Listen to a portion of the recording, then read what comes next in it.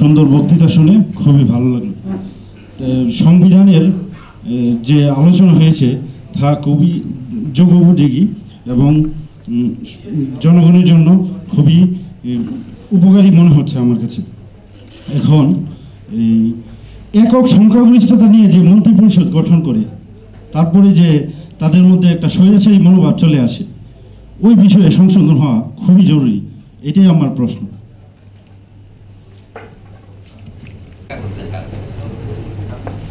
আসসালামু আলাইকুম। সলিমুল্লাহ সাহেবের সাথে আমার একটা প্রশ্ন, যারা রাজনীতি করে রাজনীতি শব্দের অর্থটা একটু ব্যাখ্যা সুন্দরভাবে দিলে আমাদের মনে হয় একটু ভালো হইল।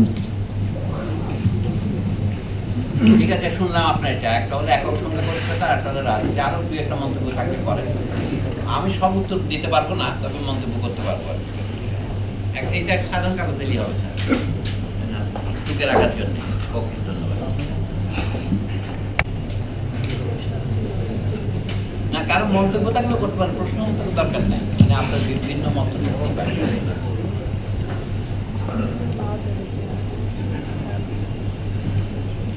আমাদের বক্তা উনি কি মনে করেন এই বিষয়ে, যে জিয়াউর রহমান যখন বহুদলীয় গণতন্ত্র প্রবর্তন করলেন, এটা কি আমাদের দেশের রাজনৈতিক ইতিহাসে কতটা গুরুত্বপূর্ণ বা কতটা সুদূরপ্রসারী প্রভাব রেখেছে এই ঘটনাটা, এটা একটু উনি যদি আলোচনা করতেন ভালো হতো। ঠিক আছে, আদি সংবিধানে বাংলাদেশের ছিল, বাংলাদেশের সংবিধানে আছে রাজনৈতিক দল থাকবে কিনা। রাজনৈতিক দল থাকবে, তাহলে রাজনৈতিক দল কাকে বলে, কোন ধরনের বক্তব্য দিলে রাজনৈতিক দল হয়, সেটা পঞ্চম সংশোধনের মাধ্যমে বাজেয়াপ্ত করা হয়েছিল বা বিলুপ্ত করা হয়েছিল। ফলে জিয়াউর রহমান এটাকে পুনরুদ্ধার করেছেন। কাজে জিয়াউর রহমান বহুদলীয় গণতন্ত্র তৈরি করেছেন, এই কথাটা ইংরেজিতে বলে টেন্ডেন্সিয়াস কথা, অর্থাৎ আপনি একটা ব্যাখ্যা করে বলছেন। নো, আমি বলছি অনেকে বলে, আপনি বলেছেন বলছি না, লোকে বলে থাকে, কথা তো আপনার সে দেওয়া হচ্ছে না, শুধু বিষয়টা বলছি আর কি। তো জিয়াউর রহমান এটা পুনরুদ্ধার করেছেন বললে বোধহয় বেটার হয়। এবং আমাদের যে ধরনের লিবারেল ডেমোক্রেসি, সব দেশে তো বহুদলীয় গণতন্ত্র, ধরেন ভারতে বহুদলীয় গণতন্ত্র আছে, পাকিস্তানের বহুদলীয় আছে, শ্রীলঙ্কাতে আছে, তো বাংলাদেশে এটা ছিল 72 সনের সংবিধানে। এটা সাময়িকভাবে 1975-এর পঞ্চম সংশোধনীর মাধ্যমে, বাকশাল গঠনের মাধ্যমে এটাকে বিলুপ্ত করা হয়েছিল, একদলে করা হয়েছিল। এবং উদাহরণস্বরূপ হয়তো ব্যবহার করেছে পৃথিবীতে বহু দেশে, চীনে একদলীয়, অন্য পূর্ব ইউরোপের অনেক দেশে একদলীয় ছিল, সেটা অনুসরণ করা হয়েছে। আমার মনে হচ্ছে সেটা তাৎপর্য সুদূর প্রসারী। আমাদের যে ধরনের সরকার ব্যবস্থা, এটার ভিতরে আছে আমাদের বহু শ্রেণীগত সমাজ, এখানে বহুদলীয়তাই স্বাভাবিক। অনেক সময় একই শ্রেণীর নানা দল থাকে। আমি যেটার উপর গুরুত্ব দিতে চাচ্ছি অথচ দেখাতে পারছি না, সেটা হচ্ছে এই সমাজে নানা দল হয় কেন। নানা দল হয়, সে নানা প্রকার শ্রেণীর স্বার্থ আছে, শ্রেণীর মধ্যে আবার ছোট ছোট শ্রেণীর অংশ আছে। তাহলে একই শ্রেণীর একাধিক দল থাকতে পারে, আবার একাধিক শ্রেণীর মিলেও একটি দল হতে পারে। 1975-76-এর দিকে যখন হচ্ছিল, তখন অনেকে করছিল আওয়ামী লীগ কোন ধরনের দল। আমাদের মস্কো প্রত্যাগত যে সমস্ত বিজ্ঞানী বন্ধু ছিলেন, অর্থনীতিবিদ, এরা বলতেন এটা একটা বহু শ্রেণীর মাল্টি ক্লাস অর্গানাইজেশন, এই কথা তারা বলতেন। আমি সেটার অনুসরণে বলছি, একটা দল একাধিক শ্রেণীর প্রতিনিধিত্ব করতে পারে, যেমন ধরেন সে কৃষক এবং শ্রমিক অথবা নিম্ন মধ্যবিত্ত শ্রেণীর প্রতিনিধিত্ব করতে পারে। তাহলে সমাজে যে নানা রকমের যে শ্রেণী স্বার্থ আছে, আপনি মনে হয় আমরা 18 কোটি লোকের কি 18 কোটি স্বার্থ আছে? হিসাব করলে দেখা যাবে না 18 কোটি লোককে নানাভাবে ভাগ করা যায়। এক ধরনের ভাগ হচ্ছে আঞ্চলিক ভাগ করতে পারেন, উত্তরবঙ্গ, দক্ষিণবঙ্গ, মধ্যবঙ্গ। আবার আপনি ভাগ করতে পারেন ধর্মের ভিত্তিতে ভাগ করতে পারেন, আবার আপনি পেশা এবং তার উপার্জনের উৎস হিসেবে ভাগ করতে পারেন। আমরা মোটামুটি যে বড় ভাগটাকে বলি শ্রেণীগত ভাগ। সো আমরা যে প্রশ্নগুলো বর্তমানে দেখতে পাচ্ছি সেটা হচ্ছে একাধিক শ্রেণী যেহেতু এই সমাজে আছে এবং শ্রেণীর স্বার্থের মধ্যে যে দ্বন্দ্ব আছে, তাতে এক শ্রেণী অন্য শ্রেণীগুলিকে পদানত করে, অথবা একটা শ্রেণীর ভিতরেও একটি অংশ, এই যে আমি বললাম অলিগার্কি, এই ব্যবসায়ী সমাজ, ওদের 2000-3000 লোক, তারা রাষ্ট্রের সমস্ত সম্পদ কুক্ষিগত করেছে। আপনি দেখবেন যে হয়তো রাষ্ট্রের শতকরা 50%-এরও বেশি সম্পত্তি আপনার হয়তো এই 1000-2000 পরিবারের মধ্যে সীমিত। এইটা মাপার কতগুলো অর্থনৈতিক নিয়ম আছে আপনারা জানেন। এই যে ইটালিতে 1912 সনে এক পণ্ডিত ছিলেন কোরাদো জিনি নামে, উনি এক ধরনের একটা সূচক বের করেছিলেন, ইন্ডেক্স, যে শতকরা কত ভাগ জনগণ, একটা জনগণের অংশ মাপলেন, শতকরা 10 জন, 20 জন, 30 জন, তাদের কত সম্পত্তি আছে। দেখা যায় প্রথমে শতকরা 10 জনের হাতে আছে শতকরা 70 ভাগ সম্পত্তি, আর বাকি 90 ভাগের আছে বাকি 30 ভাগ সম্পত্তি। তখন উনি একটা সংখ্যা বের করেছেন। জার্মানিতে এক লোক ছিলেন লোরেন্স নামে, তিনি দেখালেন যে এইটা যদি সমস্ত লোকের হাতে একের হাতে এক এক করে সমান হতো, তখন একটা কোনাকুনি রেখা হতো, অর্থাৎ তার উপরে যখন যত অসাম্য হবে তখন পেটটা বড় হতে থাকবে যে রেখাটা। এইটার নাম ছিল লোরেন্স কার্ভ। তাকে দুইটা অংশের অনুপাত, অসাম্যের মাপ যখন বড় হয়, পৃথিবীতে এখন সবচেয়ে বেশি বড় অসাম্য কোথায় জানেন? দক্ষিণ আফ্রিকায়। তার সংখ্যাটা হলো, এটার মান হতে পারে 0 থেকে 1 পর্যন্ত। 0 হলে পারফেক্ট ইকুয়ালিটি, 1 হলে একজনের হাতে সমস্ত সম্পত্তি। দক্ষিণ আফ্রিকায় মাপটা হচ্ছে, গত কয়েক বছর আগের কথা বলছি, 0.63, এবং এইরকম মার্কিন যুক্তরাষ্ট্রে হচ্ছে ধরেন এটা 0.58, মেক্সিকোতে 5.5, এটা সবচেয়ে কম হচ্ছে পূর্ব ইউরোপের কোনো কোনো দেশে, ধরেন সুইডেনে অনেক 0.25 এরকম। বাংলাদেশেও কিন্তু 5-এর বেশি, অসাধারণ অসাম্য বর্তমান সমাজে। তো সেই কথা খেয়াল করার জন্য বলছি, নানা সমাজে যখন বৈষম্য বিরাজমান, বাংলাদেশ কিন্তু সাংঘাতিক বৈষম্য যুক্ত সমাজ। তো এই জন্য এখানে নানা দল হবে, নানা বিধান হবে। আর যে রাজনীতি কাকে বলেন সেটা বলছি, শ্রেণী স্বার্থকে যখন আপনি 10-এর মাধ্যমে প্রতিষ্ঠা করতে চান, রাষ্ট্র জিনিসটা বুঝলে কিন্তু এটা পরিষ্কার হয়ে যায়। আমরা বর্তমানে যে ধরনের গণতন্ত্রের চর্চা করি সেটা হচ্ছে ভোটে যে 51 ভোট পাবে 100-র মধ্যে, সে নির্বাচিত হবে। এটাকে বলে উইনার টেক অল। কিন্তু যে 49 পেয়েছে তাকে বিরোধী দলের আসনে বসতে হবে, শুধু তাই না, মাঝে মাঝে তাকে দেশ ছাড়া হতে হয়, তাকে জেলে যেতে হয়। অর্থাৎ এটার কাজ হচ্ছে, বর্তমান নিয়মটা সংখ্যাগরিষ্ঠের মাধ্যমে আপনি শাসন করেন। গণতন্ত্রের আরও বহু বিধান আছে, যেখানে প্রত্যেককেই একটা আসন দেওয়া হয়, সংখ্যা সাম্য আছে, তারপর নানা রকম বিধান আছে। তো রাজনীতি বলতে আমি যেটা বোঝাবো সেটা হলো রাষ্ট্রকে পরিচালনা করা। রাষ্ট্র মানে হচ্ছে 10-এর সম্পত্তি, এটা খেয়াল রাখতে হবে।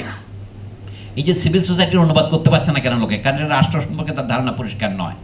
এই যে ধরেন বাংলাদেশের 17 কোটি লোক, আমরা হলাম জাতি, কিন্তু আমাদের রাষ্ট্র চালাচ্ছে আমাদের সিভিল সার্ভিস, আমাদের মিলিটারি সার্ভিস, আমাদের পুলিশ সার্ভিস, আপনি হিসাব করলে বড় জোর 10 লক্ষ লোক।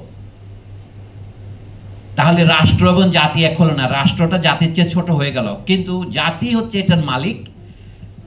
এবং এই রাষ্ট্রের মধ্যে আবার যেটা, এই যে একক সংখ্যাগরিষ্ঠতার মাধ্যমে পার্লামেন্টে যারা সংখ্যাগরিষ্ঠ হবে, এই 350-র মধ্যে বা 300-র মধ্যে যারা 150 আসন পাবে, তারা হবে সরকার। তাহলে এই তিনটা জিনিসকে আমাদের পরিষ্কার করে বোঝা দরকার। একটা হচ্ছে সরকার, আরেকটা হচ্ছে রাষ্ট্র, এবং আরেকটা হলো জাতি। আমাদের বর্তমান যে সংবিধানটা আছে তাতে কিন্তু এটা পরিষ্কার নয়। আমি যে কামাল হোসেনদের সমালোচনা করেছি, আপনি মনে করেন আপনি তো সবাইকে সমালোচনা করেন, অমর্ত্য সেনকে সমালোচনা করেন, নোম চমস্কে সমালোচনা করেন, কামাল হোসেনকেও আপনি সমালোচনা করলেন। আপনি সবই জানেন, উনি কিছুই জানেন না। আমাকে তো আপনার কাছে প্রমাণ দিতে হবে উনি রাষ্ট্র এবং জাতির মধ্যে পার্থক্য করতে পারেন নাই। যেমন বলছি কি, এই দেশের মাটির নিচে যত সম্পত্তি আছে, আকাশ পর্যন্ত সম্পত্তি আছে, ওই সংবিধানের শেষের দিকে 143 ধারা লিখেছে, সব মালিক হচ্ছে রাষ্ট্র। কিন্তু রাষ্ট্র তো মালিক, রাষ্ট্র তো ম্যানেজার মালিক, মালিক তো জাতি। কাজে রাষ্ট্র এবং জাতির মধ্যে পার্থক্য করতে না পারার অনেকগুলো কুফল আমরা দেখতে পাবো। এই জন্য আমি জাতীয় লিখেছি। জাতীয় বলতে অনেকে মনে করেন কি এটা কি জাতি, এটা বাঙালি জাতি না বাংলাদেশের জাতি, আপনারা চক তুলবেন। অনেকে এখন বলছে কি জাতির পিতা, মানে আপনার নিজের মনের মাধুরী মিশে আমরা সেই সে জাতি, সাম্য মৈত্রী এনেছি আমরা, বিশ্বে করেছি জ্ঞাতি। কবি লিখেছেন, লিখতে পারেন। জাতি কথাটা নানাভাবে ব্যবহৃত হয়, যেমন মুসলিম জাতি। কিন্তু আমরা যখন রাষ্ট্রের কথা বলি, মুসলিম জাতি একটা বিশ্বজনীন ব্যাপার। কারণ মুসলিম পৃথিবীর কমপক্ষে হলে 100টি দেশে আছে, ইহুদি পৃথিবীর বহু দেশে আছে, খ্রিস্টান অত দেশে আছে। কিন্তু আমরা যখন এটা রাষ্ট্রের কথা বলছি, এখানে মুসলিম ভিত্তিতে রাষ্ট্র নয়, এটা হচ্ছে মুসলিম হোক, হিন্দু হোক, বৌদ্ধ হোক, খ্রিস্টান হোক, এই টেরিটরির ভিতরে, রাষ্ট্র একটা নির্দিষ্ট সীমানার ভিতরে যারা বাস করি তারা সকলেই এই জাতি। আমি এই অর্থে ব্যবহার করছি। জাতি বলতে বোঝাচ্ছি যেটা আঞ্চলিক নয়, জাতি বলতে বোঝাচ্ছি যেটা মিউনিসিপাল নয়, জাতি বলতে বোঝাচ্ছি জেলা নয়, সারা দেশের জন্য। অথবা এটা শুধু মুসলিমের নয়, শুধু খ্রিস্টানের নয়, এমন শুধু শ্রমিকের নয়, শুধু পুঁজিপতির নয়।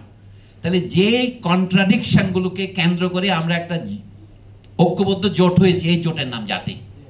যদি বা আপনি বলে এই জাতির কোনো নির্দিষ্ট সংজ্ঞা আমি দিচ্ছি না, নামও বলছি না, ধরেন এটা অ্যালজেব্রার এক্স রাইটের মতো। এক্স হচ্ছে একটা কোয়ান্টিটি যেটার ভ্যালু বদলাইতে পারে, আমাদের জাতি হচ্ছে সেই জিনিস।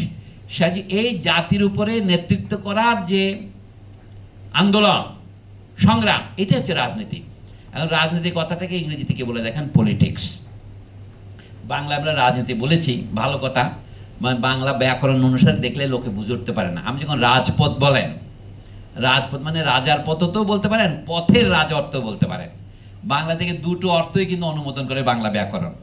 রাজনীতি মানে রাজার নীতি হিসেবে বলেন, রাজনীতি থেকে নীতির রাজ, আমি অন্তত এই অর্থ গ্রহণ করি। অর্থাৎ সবচেয়ে বড় নীতি যে অর্থে সংবিধান, সেই অর্থে রাজনীতি। সংবিধানে যদি আমি 21টা বা 22টা মৌলিক অধিকার লিখি, তার মানে কি এই যে এখানে যা লেখা হয় না সেমন অধিকার আমাদের না। আরেকটা বিধান আছে, এটা হচ্ছে যেটাকে বলে প্রাকৃতিক বিধান, প্রকৃতির আইন। যেমন একটা বক্তৃতা বিতর্ক সভায় আমাকে যদি 5 মিনিট দেন, আমার প্রতিপক্ষকেও 5 মিনিট দিতে হবে।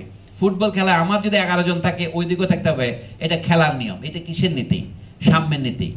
এই সাম্য নীতিটা সংবিধানে লেখার দরকার নাই। এবং আরো বহু ধরনের নীতি আছে। আপনার কাকে বিয়ে করতে পারবেন, কাকে বিয়ে করতে পারবেন না, এটা সংবিধানে লেখার দরকার নেই। আমার বর্তমান সংবিধানের সমালোচনা হচ্ছে, এখানে লিখছে আমাদের রাষ্ট্রভাষা বাংলা, এটা লেখার কোনো দরকার ছিল না। কিন্তু এটা আসছে কেন? ইতিহাস থেকে। যেহেতু পাকিস্তানের মধ্যে বলা হয়েছে পাকিস্তান একটা ফেডারেল রাষ্ট্র, এর রাষ্ট্রভাষা শুধু হবে উর্দু। জিন্না সাহেব বা মুসলিম লীগ এটা ঘোষণা করেছিলেন। পরে অনেক লড়াই করে বলতে হয়েছে পাকিস্তানের রাষ্ট্রভাষা হিসেবে বাংলার নাম উল্লেখ থাকতে হবে, কিন্তু বাংলা উল্লেখ থেকে কোনো লাভ হয়নি। আচ্ছা, বাংলাদেশ হওয়ার পর তো কেউ আর তর্ক করে নাই যে বাংলাদেশের রাষ্ট্রভাষা হবে। শুধুমাত্র সংখ্যালঘু, যে সমস্ত জাতীয় সংখ্যালঘু বলা হয় যাদেরকে, এথনিক মাইনরিটিস, তারা মনে মনে ব্যথা পেয়েছে, আমাদের ভাষাগুলো কি হবে? রাষ্ট্রভাষা মানে যদি কি শিক্ষার ভাষা, বাংলাদেশে ইংরেজি শিক্ষার ভাষা হয়নি। রাষ্ট্রভাষা মানে যদি হয় কি ব্যবসায়ীদের ভাষা, আপনি নারায়ণগঞ্জেও দেখেন, আপনার সাইনবোর্ড দেখলেই বুঝতে পারবেন এটা রাজভাষা হয়নি। ইংরেজি অক্ষরে লেখা ইংরেজি নয়, বাংলা অক্ষরে লেখা ইংরেজির যে প্রাদুর্ভাব, সেটা ভয়ানক। আর ঢাকায় ইংরেজি মিডিয়াম শিক্ষা। এখন আমরা মনে করি আমাদের ছেলে মেয়েদের আমরা বাংলা মিডিয়ামে দেই না। আপনি দিতে পারেন, আমি দেই না, কারণ ইংরেজি মিডিয়াম স্কুলগুলো বাংলার চেয়ে ভালো। আমরা এ লেভেল, ও লেভেলে পরীক্ষা দিচ্ছি, আমাদের আমরা ব্রিটেনেই থাকতে চাই। আমরা IELTS দিচ্ছি, TOEFL দিচ্ছি আমেরিকা যাওয়ার জন্য, কিন্তু এই দেশে থাকার জন্য আমরা এ লেভেল, ও লেভেল দিচ্ছি, এবং সেটা আমাদের বিশ্ববিদ্যালয়ে ভর্তি হতে কোনো বাধা নেই। আমাদের হাই স্কুলগুলোর শতকরা 97টি আমরা প্রাইভেট সেক্টরে ছেড়ে দিয়েছি। সরকার কোনো দায়িত্ব নেয় নাই। যে দেশ জাতিসংঘের সনদপত্রে স্বাক্ষর করেছে, যেখানে বলা হচ্ছে উচ্চ মাধ্যমিক শিক্ষা পর্যন্ত বুনিয়াদী শিক্ষা, এবং যেটার দায়িত্ব রাষ্ট্রকে নিতে হবে, অবৈতনিক, সেখানে সমস্ত শিক্ষা সবৈতনিক হয়েছে।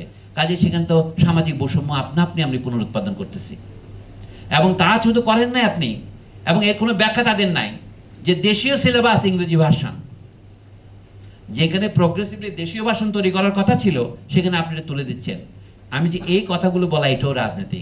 রাজনীতি মানে শুধুমাত্র ক্ষমতায় যাওয়ার জন্য নয়। রাজনৈতিক দল গঠিত হয় ক্ষমতা যাওয়ার উদ্দেশ্যেই, কিন্তু রাষ্ট্রে আরো ধরনের এই যে freedom of assembly and freedom of association, আমাদের যে সংবিধানে 36, 37, 38 আছে, এগুলির কথা আমি বলছি। Freedom of movement, freedom of assembly, freedom of association, ধরেন এই 3টা ফ্রিডম। তারপরে হচ্ছে ফ্রিডম অফ থট।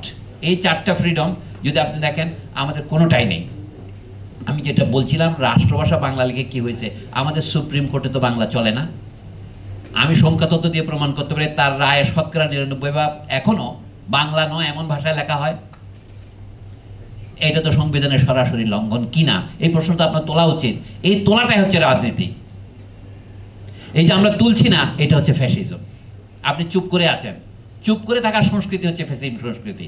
কারণ আপনি ভয় পাচ্ছেন ক্রস ফায়ারকে, আপনি ভয় পাচ্ছেন জেলে যাওয়াটাকে, আপনি ভয় পাচ্ছেন সমাজে নিন্দিত হওয়াটাকে। এই যে সামান্য 2-1টা কথা আমি বলি, আমি তো প্রচন্ড নিন্দিত হচ্ছি।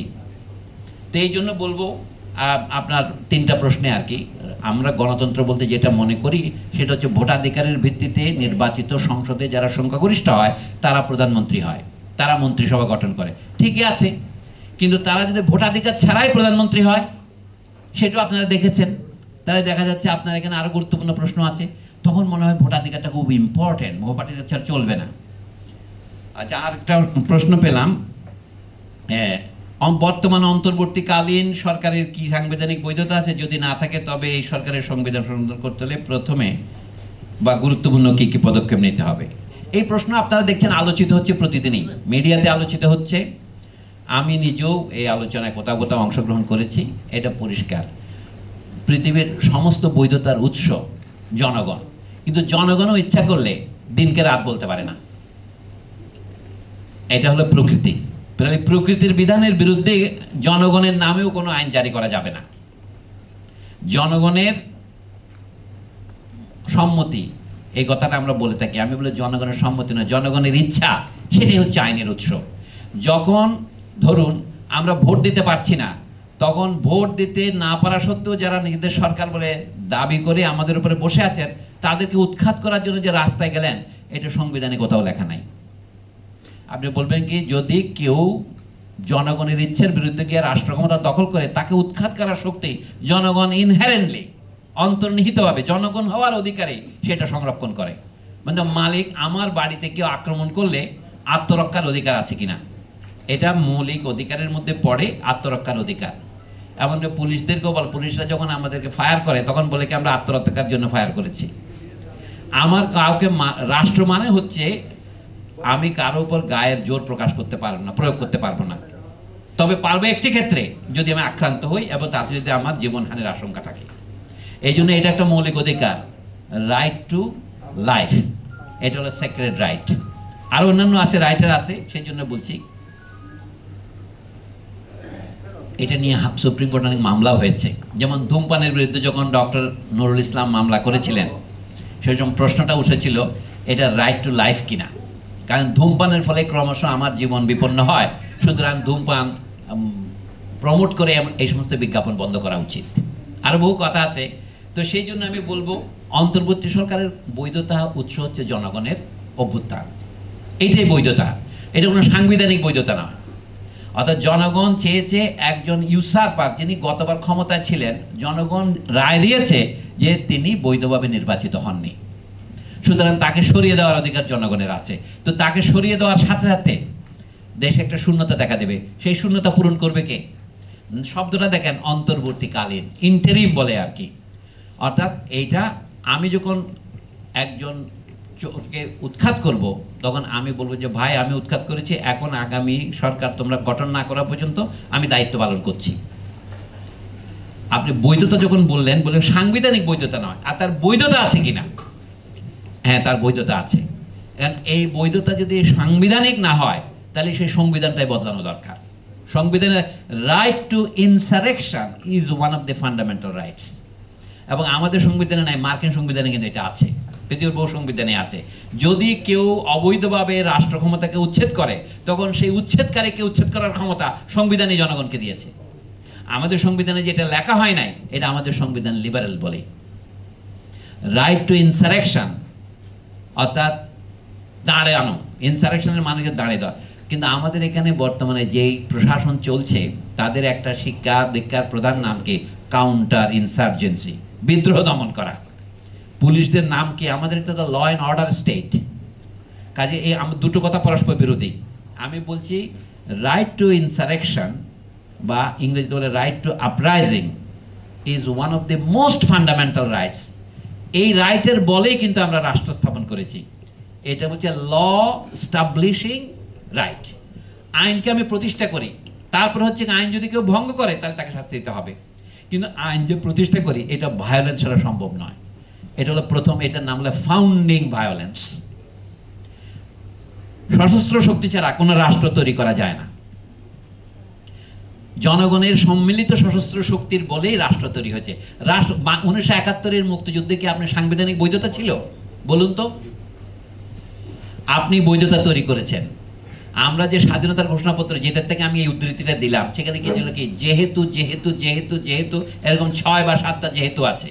যেহেতু পাকিস্তান এখানে নির্বাচন দিয়েছিল, যেহেতু আমরা নির্বাচিত হয়েছিলাম, যেহেতু তারা সেই নির্বাচনের প্রতিশ্রুতি রক্ষা করে নাই, যেহেতু তারা সংবিধানের সংসদ যেন এটা ভেঙে দিয়েছে, এবং রাতে 25শে মার্চ রাতে আমাদের জনগণের উপর অপারেশন সার্চলাইট প্রভৃতি আক্রমণের মাধ্যমে যুদ্ধ চাপিয়ে দিয়েছে, আমাদের উপর তারা যুদ্ধ ঘোষণা করেছে। কাজে সেই যুদ্ধের জবাব দেওয়ার জন্যে আমরা নতুন যুদ্ধ ঘোষণা করলাম, এবং তারপরে বলছি কি বাংলাদেশের জনগণের জন্যে সাম্য, মানবিক মর্যাদা এবং সামাজিক সুবিচার প্রতিষ্ঠার লক্ষ্যে আমরা বাংলাদেশের একটা প্রজাতন্ত্র রূপে গড়ে তুলব।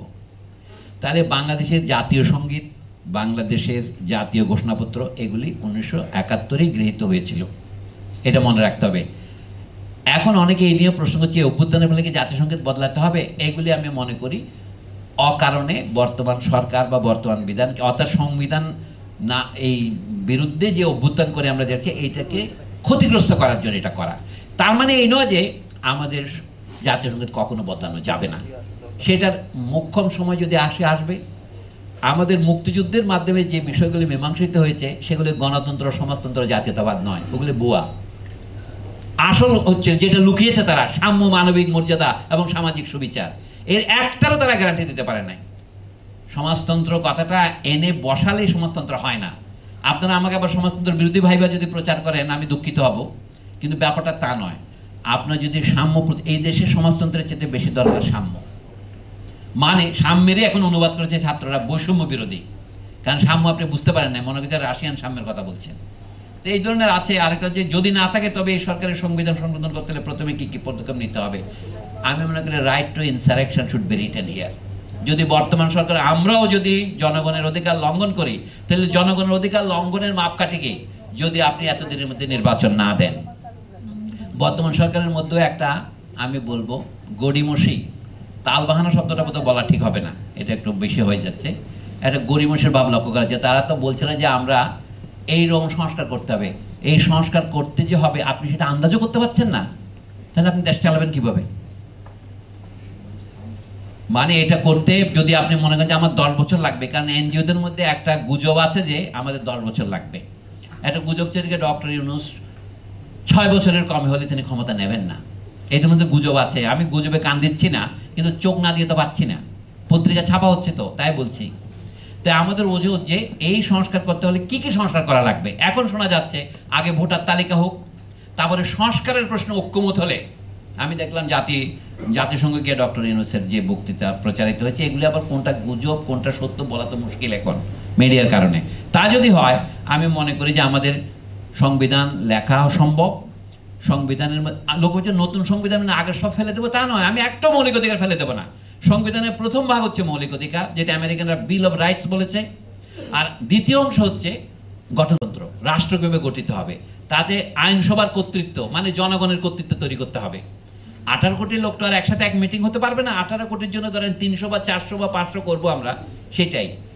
অনেকের মধ্যে অনেক নতুন নতুন কথা বলছে, বাংলাদেশ বিশাল, সমস্ত কাজ ঢাকায় কেন্দ্রীভূত, তার কিছু অংশ আপনার নারায়ণগঞ্জেও পাচ্ছেন, মাঠটাও বেশি খান আপনারা, তাই না? কিন্তু এইটাকে আরো একটু বিকেন্দ্রিত করা যেতে পারে।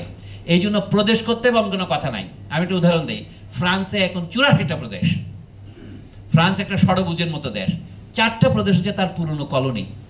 ওই যে ক্যারিবিয়ানে মার্টিনিক, গুয়াদেলুপ এবং ফ্রেঞ্চ গায়ানা, আরেকটা আছে রিউনিয়ন বলে একটা দ্বীপ ভারত মহাসাগর। এই 4টা দ্বীপকে তারা 4টা ডিপার্টমেন্ট বলেছে, ওগুলিকে বলে département outre-mer, DOM, ডম বলে। আর কতগুলো তাদের কলোনি আছে পাপুয়া নিউগিনির মতো জায়গায়, ওগুলির নাম কি? ওগুলি বলে টেরিটোয়ার outre-mer, মানে জমি দেশের বাইরে। এই বাদ দিলে মূল ফ্রান্সে 80টা প্রদেশ। প্রদেশ মানে কি? বিভাগ আর কি, নাম ওরা ফরাসি ভাষা বলে département, মানে ইংরেজিতে ডিপার্টমেন্ট। তো বাংলাদেশে 64টা জেলা আছে, কতগুলো পার্বত্য চট্টগ্রামে বিশেষ 3টে জেলা আছে। যদি পার্বত্য চট্টগ্রাম সমস্যা নিয়ে আমি আলোচনা করছি না, এটি একই সমস্যা, এই লোভের সমস্যা। পাহাড়ে যে রক্তপাত হচ্ছে এটার বেশিরভাগ সমস্যাই লোভের সমস্যা। এবং বাংলাদেশের সার্বভৌমত্বকে যারা আঘাত করতে চাচ্ছে তারা বলছে বাংলাদেশকে 2 টুকরা করে ফেলবো। ওখানে তারা একটা বৌদ্ধ রাষ্ট্র, কুকি রাষ্ট্র, চীন রাষ্ট্র, কি রাষ্ট্র যেন খ্রিস্টান রাষ্ট্র করবে। এগুলি হচ্ছে আমাদের ভিতরে যে বিরাজমান অসাম্য, তারই একটা বিশেষ ধরনের বহিঃপ্রকাশ, একই রোগের ভিন্ন রকমের প্রকাশ এটা মাত্র। পার্বত্য চট্টগ্রামে বাঙালিরা গিয়ে সেখানে জমি দখল করবে এবং স্থানীয় লোকদের বাড়িঘর দখল করবে, সেটা তো দ্বন্দ্ব তো হবেই। এখন বাঙালি সেটলার যারা আছে তারা ফরাসি সেটলারদের মতো, তাছাড়া কথা বলা যায় না। কাজে অনেক বিষয় আছে এখানে, হয়তো আমার সীমা লঙ্ঘন হচ্ছে। এই গুরুত্বপূর্ণ পদক্ষেপের মধ্যে হবে এইটাই, এই যে একজনের জমি আরেকজনের দখল করা, জবরদখল, এইগুলিতে বন্ধ করতে পারেন আপনি, যেটাকে এখন চাঁদাবাজি বলি আর কি আমরা। তাহলে আমাকে শেষ পর্যন্ত আসতে হবে, এতক্ষণ বললাম আইন, এখন বলবো আইনের শাসন। আইনের শাসন না হলে আপনার রাষ্ট্র হবে না, রাষ্ট্র মানে হচ্ছে আইনের শাসন। এখন আইনটা ন্যায্য কিনা এই প্রশ্ন অনেক সময় আমরা তুলি না। ব্রিটিশ আমলে প্রণীত আইন, অফিসিয়াল বলে অফিস সিক্রেটস অ্যাক্ট ইত্যাদি, বর্তমানে এই যে সাইবার সিকিউরিটি অ্যাক্ট, সবগুলিতে অ্যাক্ট, প্রধানমন্ত্রীর নামে সমালোচনা করা যাবে না। এই ধরনের অ্যাক্টগুলি হচ্ছে সংবিধান বিরোধী। সংবিধানে একদিকে আপনি বলছেন freedom of conscience, freedom of thought, freedom of expression, freedom of the press, এইগুলি 4টা উল্লেখ করা আছে, কিন্তু আপনি কাজে কাজে আবার বলবেন যে আপনার সাইবার সিকিউরিটি অ্যাক্ট, তাহলে আপনি ফ্রিডম অফ দি প্রেসের সাথে কিছু যাবে না। আবার বলছি কি 6টা ক্ষেত্রে আপনি ফ্রিডম অফ এক্সপ্রেশন প্রকাশ করতে পারবেন না। কি কি? বন্ধু রাষ্ট্রের সাথে সম্পর্ক খারাপ হয় এমন বিষয়ে কোনো কথা বলা যাবে না। সংবিধানে লেখা আছে, এই জন্য বলি কামাল হোসেন সাহেবরা যে সংবিধানটা লিখেছেন এটা অত্যন্ত বাজে সংবিধান, এই অর্থে যে এই কথা কেমনে লেখেন আপনি। হ্যাঁ, উনি বলছেন কি জননিরাপত্তা লঙ্ঘিত হবে এমন বিষয়ে কথা বলা যাবে না, সাম্প্রদায়িক উস্কানি হবে বলা যাবে না, কিন্তু প্রতিবেশীর সাথে সম্পর্ক খারাপ হবে, প্রতিবেশীদের আমাদের আলু রপ্তানি করছে না, পেঁয়াজ পাঠাচ্ছে না, এইটাও বলা যাবে না। তাহলে আপনি নাগরিক অধিকার প্রয়োগ করবেন কিভাবে? অথচ এটা এই কথা সংবিধানে লেখা হয়েছে, লিখেছেন ভালো, বলা হলো কি বিবেকের স্বাধীনতার নিশ্চয়তা দেওয়া হলো কোনো শর্ত ছাড়া। মাহমুদুল ইসলাম বলে একজন অ্যাটর্নি জেনারেল ছিলেন, উনি তার বইতে লিখেছেন এর মানে কি জানেন? আপনার ডায়েরিতে যা ইচ্ছা তা আপনি লিখতে পারবেন, কিন্তু পত্রিকায় ছাপাতে পারবেন না। এটা লিখছে হাইকোর্টের রায়। এটা না বলে বিবেকের স্বাধীনতা। One can write anything in one's diary but one cannot express it. আচ্ছা, এখানে আরেকটা প্রশ্ন পাচ্ছি, রাষ্ট্রের কোনো ধরা হয় তাহলে সেই দেশের আদালতের সমস্ত কার্যক্রম বাংলাতেই হতে হবে, ইংরেজিতে হতে পারে না, অফিসের কার্যক্রম হতে হবে। এমনকি যদি এটা জাতীয় ভাষা হয়, আমি এই কথাটাই বলেছি, জাতীয় সংবিধানের রূপরেখা আমাদের ব্যবসায়ী সমাজকেও বাংলায় লিখে তারপরে ইংরেজি, চীনা যে কোনো ভাষায় লেখেন। এই যে বাংলা না লিখে যারা ইংরেজি লিখছেন এটা অন্যায় করছেন। আমাদের স্কুলে ইংরেজি শিক্ষাকে আমি বিরোধী মোটেও নই, ইংরেজি তো আমরা স্কুলে একটা বিষয় হিসেবে পড়েছি, এবং ক্যাডেট কলেজগুলিতে পাকিস্তান আমলে ইংরেজি মিডিয়ামে পড়ানো হতো, বাংলাদেশ হওয়ার পর বাংলা মিডিয়ামে চালু হয়েছিল, এখন আবার ইংরেজিতে প্রত্যাবর্তন করছে। এই বিষয়ে রাষ্ট্রের একটা নীতি থাকবে, বাংলা ভাষার অমর্যাদা করা যাবে না, কিন্তু ইংরেজি এবং চীনা যে কোনো ভাষা শেখা যাবে। কোনো ভাষা শেখা, ভাষাকে বিষয় হিসেবে শেখা, এবং সেই মিডিয়ামে বাংলাদেশকে চীনা মিডিয়ামে পড়াইলে আপনারা রাজি হবেন? পৃথিবীর সবচেয়ে বেশি লোক চীনা ভাষায় কথা বলে, তাতে আপনি রাজি হবেন না। তাহলে আপনি ইংরেজিতে পড়ছেন কেন? তা তো কোনো আপত্তি নেই, ইংরেজি পড়েন, ফরাসি পড়েন, চীনা পড়েন, কিন্তু বাংলাকে যে আপনি বাদ দিচ্ছেন প্র্যাকটিক্যালি, কার্যত, সেটার বিরুদ্ধে কি হবে? আপনি মোহাম্মদ আলী জিন্নার বিরুদ্ধে না না না বলেছিলেন, কিন্তু বাংলাদেশে আপনি না না না বলছেন না কেন? জিনিস এই জন্য আমি বলছি, জাতীয় সংবিধান, আপনারা আমাকে হয়তো প্রশ্ন করতে পারতেন জাতীয় সংবিধানটি কি বস্তু, এটা সোনার পাথর বাটে, সংবিধান তো রাষ্ট্রের হয়। আমি এখানে ইচ্ছা করে জাতীয় শব্দটা রেখেছি, কারণ রাষ্ট্রের তলায় যে জাতি আছে, আপনি দেশেই তো বাংলা ভাষাকে প্রতিষ্ঠা করতে পারেন নাই, বাংলার সাথে আপনি আরো 10টি ভাষা শেখেন এবং সেই ভাষায় আমাদের সাইনবোর্ড লেখেন, কোনো আপত্তি নেই। পৃথিবীর সব দেশে যা আছে, আপনি চীনে যান, জাপানে যান, তাদের ভাষা লেখার পরে নিচে ইংরেজিতে লিখবে আন্তর্জাতিক কারণে। আমরা আমাদের আন্তর্জাতিক বিমানবন্দরে আগে লিখেছিলাম কি, লক্ষ্য করার বিষয়, আগে বাংলা, তারপরে আরবি, ফার্সি বা নাস্তালিক হরফ, তারপরে ইংরেজি। এখন থার্ড টার্মিনালে দেখেন আগে ইংরেজি লিখেছে। এবং যে সমস্ত প্রাইভেট বিশ্ববিদ্যালয়ে আমরা মাস্টারি করি, আমি নিজেও একটা প্রাইভেট মাস্টার, আগে ইংরেজিতে লিখবে এটা 120 পয়েন্টে টাইপের ফন্ট, আর বাংলা লিখবে 60 পয়েন্টে এবং নিচে। এইটাই প্রমাণ করে বাংলা এখানে দ্বিতীয় ভাষা। অথচ এই বিষয়ে আপনার কোনো উপলব্ধি নেই, তা আপনি গণতন্ত্র করবেন? এখন আমি বাংলা বলেছি, সাথে সাথে আমার বিরুদ্ধে বলে কি, তাহলে চাকমা ভাষা কি হবে? আমি উল্টো বুঝলি রাম, যদি বাংলারই কিছু না হয় চাকমার হবে কি করে? এখন চাকমারা মনে করতে পারে যে আমাদের রাষ্ট্রভাষা বা ইংরেজি হওয়াই উচিত, যেহেতু বাংলার বিরুদ্ধে আমাদের লড়াই করতে হবে। হতেই পারে, ওটা তাদের পলিটিক্যাল স্ট্র্যাটেজি হতে পারে। সেটা না করার জন্য বলছে মাতৃভাষায় যদি আপনি শিক্ষা দেন ভালো। পাকিস্তান বলে মাতৃভাষার দাবি করেছিলাম, আজ বাংলাদেশের রাষ্ট্রভাষার দাবি করতে কোনো দোষ নেই। কিন্তু গত 53 বছরে বাংলা ভাষার প্রতিষ্ঠাকে বেড়েছে না কমেছে আপনারাই বলেন? আপনি তখন ইন্টারনেট টেকনোলজি দেবেন, ইন্টারনেটে এমন কি জিনিস আছে যেটা বাংলা করা যায় না? আজ এই যে আমাদের লিফটগুলো আমদানি করেন বিদেশ থেকে, জার্মানি থেকে, জাপান থেকে, সবগুলো ইংরেজিতে অর্ডার দেয়। এখন আপনার opening, closing, 7th floor, 8th floor বলে, কিন্তু কোনো ভদ্রলোকের কানের মধ্যে এটা বাজে না যে এটা বাংলা ভাষায় করা সম্ভব কিনা। এই যে ঘড়িগুলো আপনারা যে ইলেকট্রনিক সবগুলোতে দেখেন ঘড়ির ডায়াল, ফেস কি ইংরেজিতেই। তাতে বোঝা যায় আপনি এখানে ফ্যাশনেবল একটা সেমিনার করতে চান, কথা বলতে ভালো লাগে, এটা বিকালবেলা বিনোদন হিসেবে ভালো, কিন্তু আমরা কি আসলে এটা নিয়ে মনে করি? আপনি না না আমরা তো প্রাণ দিয়েছি। এখন দেখেন এটা কাউন্টার প্রপাগান্ডা শুরু হয়ে গেছে। মুগ্ধর মা বলেছে কি, ও কয়েকটা লাশ দরকার ছিল, তাই আমার ছেলের লাশটা দরকার ছিল তোমাদের ক্ষমতায় আসার জন্য। এটা প্রচার হচ্ছে দেশে, এখন একটা কিন্তু কাউন্টার রেভলিউশন চলছে, কিন্তু খেয়াল রাখবেন। তো যা হোক, গণতন্ত্র মানেই এক সকলের ন্যায্যতা প্রতিষ্ঠা করা, তাহলে গণতন্ত্র এবং ধর্মের ক্ষেত্রে এটাকে সাংঘর্ষিক কেন? সাংঘর্ষিক দেখি না। আমি মনে করি যদি সত্যিকার ধর্ম নিরপেক্ষতা চর্চা আপনি না করেন, অর্থাৎ সকল ধর্মকে যদি সমানভাবে আপনি না করেন, মর্যাদা না দেন, তাহলে গণতন্ত্র হবে না। গণতন্ত্র কথাটা বুঝতে আমাদের ভুল হচ্ছে যে গণতন্ত্র মানে হচ্ছে সমতার ভিত্তিতে, অর্থাৎ সকলের প্রাপ্য অধিকারের ভিত্তিতে সমান আচরণ করা। এই যে ন্যায় ধর্মটা যদি আমি প্রতিষ্ঠা করি, তাহলে ধর্মের ক্ষেত্রেও এই ন্যায় ধর্ম প্রতিষ্ঠিত হবে। যেমন আমেরিকা তো আছে, প্রত্যেকের যার যার চার্চ প্রতিষ্ঠার অধিকার আছে, শুধু বলছে Congress shall establish no church. এই বাক্যটা হচ্ছে ধর্মনিরপেক্ষতা ইউরোপের মাপে, যে কংগ্রেস কোনো দলের পক্ষ নেবে না, যে আমাদের এখানে বলতে রাষ্ট্র কোনো ধর্মের প্রতি পক্ষপাত দেখাবে না, কিন্তু সকলকে তার ধর্ম পালনের স্বাধীনতা দিতে আমি অঙ্গীকারবদ্ধ। যদি কেউ তার ধর্ম পালনে বাধা দেয়, রাষ্ট্র সেই বাধা দানকারীকে প্রতিহত করবে। এটাই নিয়ম ইউরোপের সারা নতুন যুগে। আমি বলছি গত 500 বছরে লড়াইটা ছিল কি, যার যার ধর্ম পালনের অধিকার, এটাকে বাধা দেওয়া যাবে না। মজার ব্যাপার হচ্ছে কি, ধর্মনিরপেক্ষতার মানে দুটো।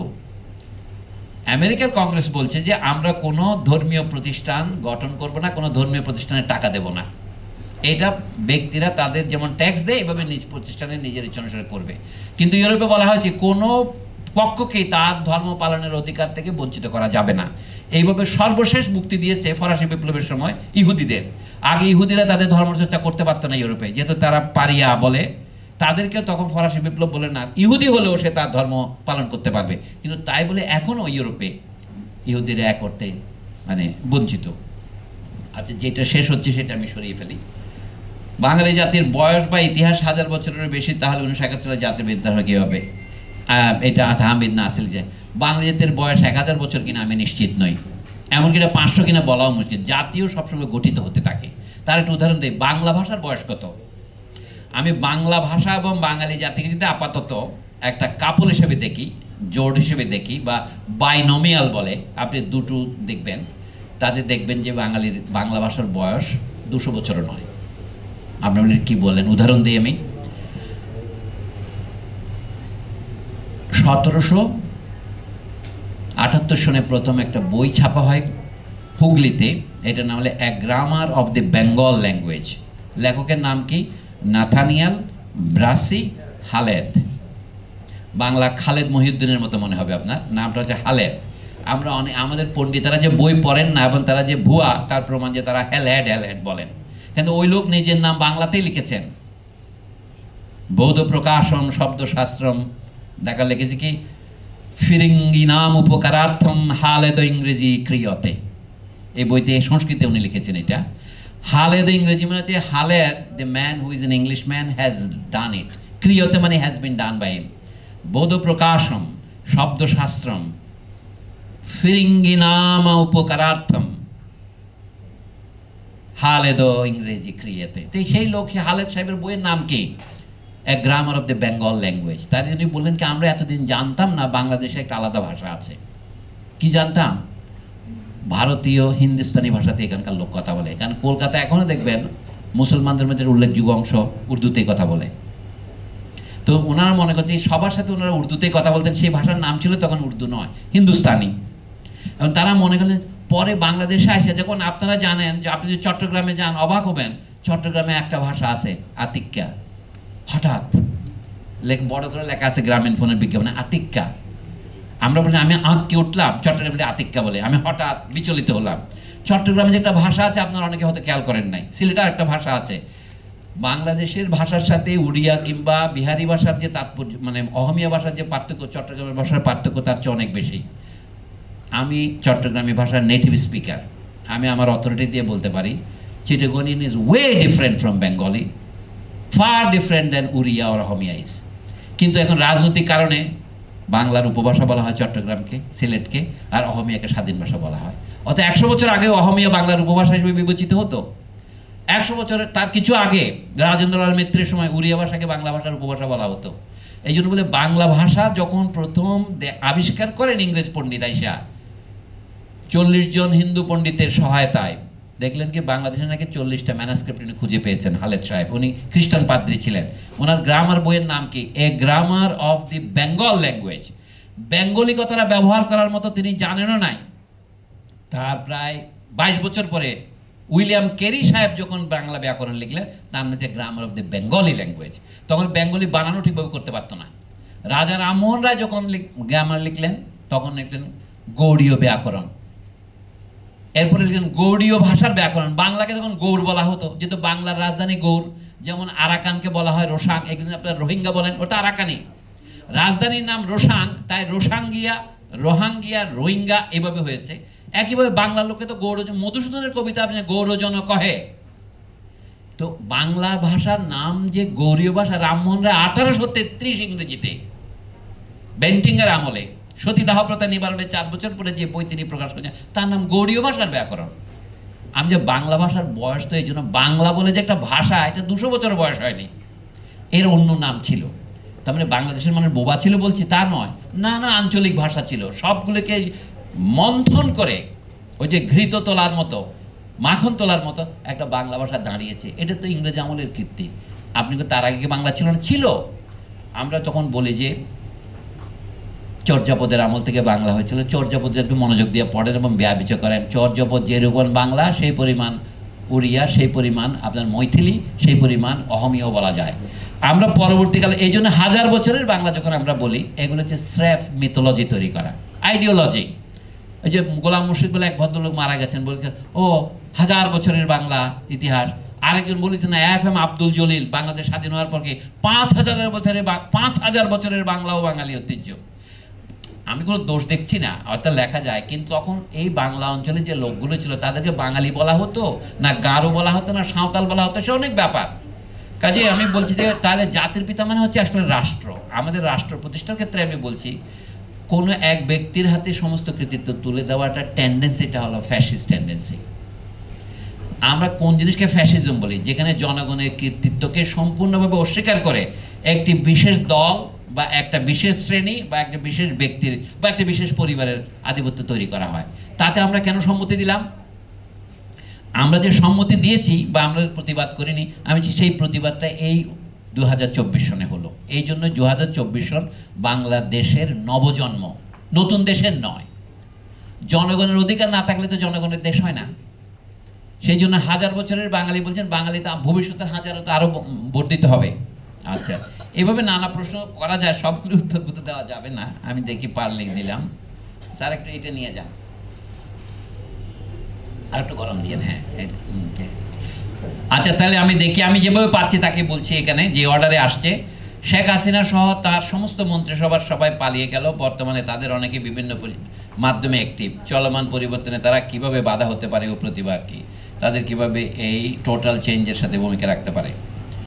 আচ্ছা, আমি এই কিভাবে পারবে জানি না। বর্তমানে যা হচ্ছে বাংলাদেশে এখন আমরা যে পরিবর্তনের মধ্যে আছি, এটাকে কিভাবে বর্ণনা করা যায়? বাংলাদেশের পুরনো জিনিসটার মৃত্যু হয়েছে বলে আমরা মনে করছি, কিন্তু নতুনটার জন্ম হয়নি।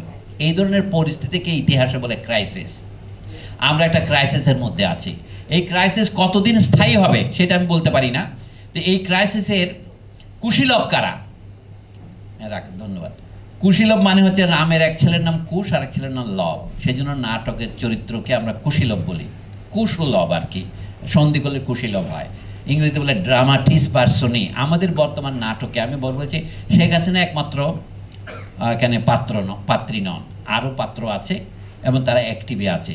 এবং তাদের অ্যাক্টিভিটির কথা হচ্ছে অনেকে দেখা যাচ্ছে, এটা সব বাহিনীতে আছে, যে বর্তমানে যেহেতু জনগণের সমর্থন আছে মনে হয় এই অভ্যুত্থানের প্রতি, অন্তত গ্রাফিটিগুলো দেখলে তাই মনে হয়, হয়তো তারা সাহস করছে না। যদি এই সরকারের নানা কাজের ক্রমশ তার জনপ্রিয়তা কমতে থাকে, এই জনগণ যেটা এই অন্তর্বর্তী সরকারকে বৈধতা দিয়েছে অন্তত একটা কোনো নির্দিষ্ট সময় ছাড়া, এটা যে খোলামেলা ওপেন মাইন্ডেড, এটা যখন এটা কমে যাবে তখন হতে পারে। আমি মনে করি যে 1975-এর কথা আপনাদের মনে আছে, অধিকাংশ এখানে 75-এ জন্মাননি হতো তরুণেরা, তো বিবাহিত মনে থাকবেই 75-এর থেকে। সেখানে 3রা নভেম্বর, তারপরে 7ই নভেম্বর ইত্যাদি ঘটেছিল, তাই না? খালেদ মোশাররফ সাহেব ক্ষমতা দখল করলেন, 4 দিনের মধ্যে আবার জিয়াউর রহমান, কর্নেল তাহের কোলা, তারপরে অনেক কাহিনী হলো। এই ধরনের একটা পরিস্থিতির বাইরে আমরা নই এখন। মানে কি হবে আমি জানি না, আমার এই বিষয়ে কোনো খবর নাই। এই জন্য বলছি, রাষ্ট্রে নানা শ্রেণী পেশার লোক থাকে, সেই ক্ষেত্রে সবার সমান অধিকারকে সর্বক্ষেত্রে সমান করা সম্ভব। এই ক্ষেত্রে বৈষম্য থেকে যাচ্ছে নয় কি? আমাদের কথা হলো সমাজে তো বৈচিত্র্য আছে, বৈচিত্র্য মানে কিন্তু বৈষম্য নয়। আমাদের মধ্যে ডিফারেন্স আছে। আমরা এক একজন এক এক মানে কারো উচ্চতা বেশি কারো উচ্চতা কম, এটা নিয়ে তৈরি করা। পাকিস্তানে বলে আর্মিতে বাংলাদেশের লোককে না নেওয়ার জন্য ধরেন 5 ফুট 6 ইঞ্চি হতে হবে আপনাকে, তো পরে মাপ কমিয়ে বলা হলো বাঙালিরা তো গড়ে আমরা 5 ফুট 4 ইঞ্চির বেশি হই না, তাহলে কর্নেল তাহের আর্মিতে যেতেই পারতো না যদি এটা 5 ফুট 4 ইঞ্চি করা না হতো। অনেক সময় পাঞ্জাবের সময় করা হলো কি, ইংরেজরা কি করলো সিপাহী বিদ্রোহের পরে 1857 পরে যেভাবে বাঙালিরা বিদ্রোহ করেছে, আসলে বাঙালি মানে বেঙ্গল আর্মি বিদ্রোহ করেছে। 1857 বিদ্রোহের সময় ইংরেজদের সেনাবাহিনী 3 ভাগে বিভক্ত ছিল, একটা হলো বোম্বে, একটা হলো মাদ্রাস, আর একটা হলো বেঙ্গল আর্মি। বেঙ্গল আর্মি বলতে বোঝাতো বর্তমান ইউপিকে। সেখানে অধিকাংশ আর্মিতে যারা সব ব্রাহ্মণ, ওরা আবার চাষবাস করা ব্রাহ্মণ, বুইহার ব্রাহ্মণ যাদের বলে। তো সেই ব্রাহ্মণদের মধ্যে বিদ্রোহে অংশগ্রহণ করেছিল প্রায় অর্ধেকের মতো। 1857 বিদ্রোহে ভারতের ব্রিটিশ আর্মির সৈন্য সংখ্যা ছিল 1,40,000-এর মতো ভারতীয় সৈন্য, 70,000-এর মতো সৈন্য বিদ্রোহে অংশগ্রহণ করে, আমি সংক্ষেপে বলছি। তো তার মধ্যে শতকরা 75 জন ছিল ব্রাহ্মণ আর 25 জন ছিল মুসলমান, বিশেষ করে রোহিলা খণ্ড বলে যে অঞ্চল আছে সেই দিকে। কিন্তু ইংরেজরা পরে প্রচার করা শুরু করলো, অন্তত প্রথম 20 বছর বললো কি এই বিদ্রোহ শুধু মুসলমানরাই করেছে। এবং যেহেতু এটা বেঙ্গল আর্মি করেছে, সেখানে আমাদের যে ঐতিহাসিক বেঙ্গল তার লোক বেশি ছিল না, সব ছিল ইউপির লোক। ইউপিকে তখন বেঙ্গল আর্মিতে বলা হতো, দিল্লির সীমান্ত পর্যন্ত গোটা জিনিসটাকে বেঙ্গল বলা হতো তখন। ইংরেজরা প্রথম যখন দখল করে সেই জন্য বাংলার লোককে নেবে না, পাঞ্জাবিদের নেবে। পাঞ্জাবিরা ব্রিটেনের সহায়তা করছে, ওরা ছিল রাজাকার। পাঞ্জাবি শিখ এবং পাঞ্জাবি মুসলমান উভয় সম্প্রদায় এবং নেপালের গুর্খা। তখন বলা হলো এরা মার্শাল রেস, আর বাঙালিরা ভীতু, এরা যুদ্ধ যায় না। কথাটা খেয়াল করেন। এই জন্য বললাম শারীরিক মাপটাকেও তারা ব্যবহার করেছে। বাঙালিরা বেটে বেটে খাটো খাটো, এরা যুদ্ধে যেতে পারবে না। তাদেরকে প্রথম মহাযুদ্ধ পর্যন্ত দূরে রাখা হয়েছিল। মহাযুদ্ধ যখন অনেক সৈনিক দরকার হচ্ছে তখন আবার বাঙালিদের জন্য ওপেন করা হলো। কবি নজরুল ইসলাম না হলে আর্মিতে যেতে পারতেন না 1917 সনে। আমি সংক্ষেপে বলছি আপনাদের, বৈষম্য এক জিনিস, বৈচিত্র্য আরেক জিনিস। বিভিন্ন পেশা আছে, আপনি আপনার যোগ্যতা অনুসারে আপনি ইঞ্জিনিয়ার হচ্ছেন, আমি ইঞ্জিনিয়ারিং পড়তে মোটেও আগ্রহী নই, আমি ডাক্তার হতে চাই।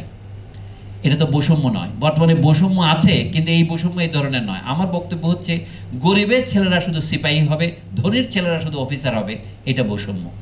যদি স্কুল কলেজেও দেখা যাচ্ছে গরিবের ছেলেরা ক্যাডেট কলেজে যেতে পারবে না, শুধু ধনীর ছেলেরা যেতে পারবে, ক্যাডেট কলেজে ওরা এটা আগে থেকে জানে, তারা বলে আমরা শতকরা 10 ভাগ মেধা কোটা রেখেছি।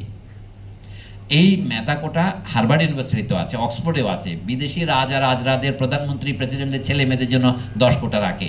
কিন্তু হার্ভার্ডে বার্ষিক আয় যদি আপনার $5 লাখ না হয়, তাহলে আপনার বাবা ওখানে আপনাকে ভর্তি করাতে পারবে না। বর্তমানে হার্ভার্ডের হিসাব, টমাস পিকেটের হিসাব অনুসারে $4.5 লক্ষ যাদের বার্ষিক আয় সর্বনিম্ন, তাদের ছেলেরাই শুধু হার্ভার্ডে পড়তে পারে। কিন্তু পৃথিবীর দেখুন, ওরা আবার 2-4 জন ছেলে মেয়েকে বৃত্তি দিয়ে নিয়ে যায়। আমেরিকানদের তো ভণ্ডামি আছে দেখাবার জন্যে যে আমরা কিছু কিছু গরিবের মেধাবী ছাত্রকে ভর্তি করিয়েছি, ওটা দিয়ে আইনটাই শুধু নিয়মটাই প্রমাণিত হয়। তা আমি বৈষম্যের ক্ষেত্রে বলেছি যে ক্লাস 8-এর পরে যে আপনি টেকনিক্যাল এডুকেশনে পাঠাচ্ছেন গরিবের ছেলেদের, অথবা এই যে নন ফর্মাল এডুকেশন করছেন, ইউসিপির স্কুল করেছেন, সেদিন আমি কোনো এক বক্তৃতায়, আমার এগুলো মনে থাকে না এখন, ভুল করে ফেলেছি, এটাকে বলে ইউএনডিপি।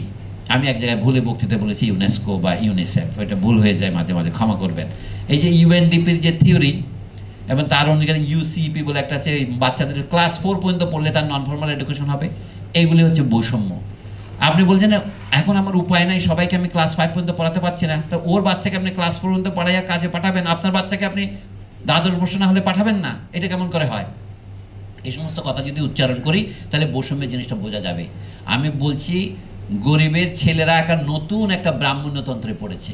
মানে ব্রাহ্মণ্যতন্ত্র কি, আগের দিনের নিয়ম ছিল ব্রাহ্মণের ছেলে ব্রাহ্মণ হবে এবং গরিবের ছেলে গরিব থাকবে, কামারের ছেলে কামার থাকবে। এইটা হলো ভারতীয় বর্ণবাদ, কাস্ট প্রথা।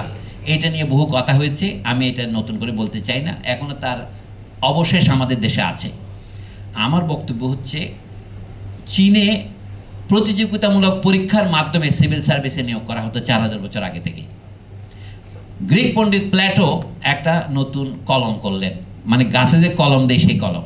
এটা কি, ভারতীয় ব্রাহ্মণ্য প্রথাটা নিলেন, কিন্তু ব্রাহ্মণের ছেলে ব্রাহ্মণ হবে এটা বাদ দিয়া প্রতিযোগিতামূলকভাবে চীনে যেভাবে ব্রাহ্মণ নির্বাচন করা হয়, মানে লেখাপড়া যে জানে সেই ব্রাহ্মণ, তাহলে তাকে এখানে বসানো হবে। তাহলে চীনা পদ্ধতি এবং ভারতীয় পদ্ধতির কলম করে প্ল্যাটো একটা সিস্টেম করলেন। ওই যে রিপাবলিক বইটার কথা বলছিলাম, যেটা হলো বিদ্যার শিক্ষার বই, সেখানে উনি বললেন সমাজের সেরা জ্ঞানীদের তৈরি করতে হলে সারা দেশ থেকে সংগ্রহ করতে হবে, শুধু ব্রাহ্মণের ছেলে সংগ্রহ করলে হবে না। আপনি যদি কামারের ঘরেও জন্মান, কিন্তু আপনার যদি মেধা থাকে, প্রকৃতি কোনো বাধা দেয় নাই, কামারের ছেলের মেধা হবে না, তাহলে সে শাসক হতে পারবে। এটা ছিল প্ল্যাটোর রিপাবলিকে প্রস্তাবিত প্ল্যাটোর কমিউনিজম, যেটা বলে যে জন্ম হোক যথাযথতা, আপনার কর্ম হোক ভালো। তাহলে কর্মে নিয়োগের ক্ষেত্রে চীনের পদ্ধতি এবং ভারতের ব্রাহ্মণ্য পদ্ধতি মিলিয়ে উনি তার ওই চতুর্বর্গ, আমি যেটা নাম বলেছিলাম প্রথমে, সোনা, রূপা, তামা এবং লোহা, এই পদ্ধতি উনি করেছিলেন। তো সেই দিক থেকে আমি বলছি উনি তো কোনো বৈচিত্র্য লুপ্ত করেন নাই, বরঞ্চ উনি বলছেন বৈষম্য লুপ্ত করেছেন। আমরা এখন নতুন যে ধনতন্ত্রের মাধ্যমে আমরা প্রথমে ভেবেছিলাম অভিজাততন্ত্রের অবসান হয়েছে এবং গণতন্ত্রের উদ্ভব হয়েছে ইউরোপে, কিন্তু সেটা আমাদের বড় ফাঁকি যেটা দিল সেটা কি, টমাস পিকেটির বই capital in the 21st century বইতে আপনারা দেখবেন, এটা তো জনপ্রিয় হয়েছে ইংরেজিতে, সেই বইতে আপনারা দেখবেন দেখছেন আজকে মার্কিন দেশ সহ ইউরোপের সমস্ত দেশেই নতুন ব্রাহ্মণ্যতন্ত্র প্রতিষ্ঠিত হয়েছে। মানে বড় লোকের ছেলেরাই শুধু শাসক শ্রেণীতে যেতে পারে, আর গরিবের ছেলেরা কারিগর এবং নিম্ন শ্রেণীর কর্মচারী হয়। তো আমাদের দেশে যদি আমরা সেটাই বদ্ধ রাখি, তাহলে বৈষম্য বিলুপ্ত হবে না।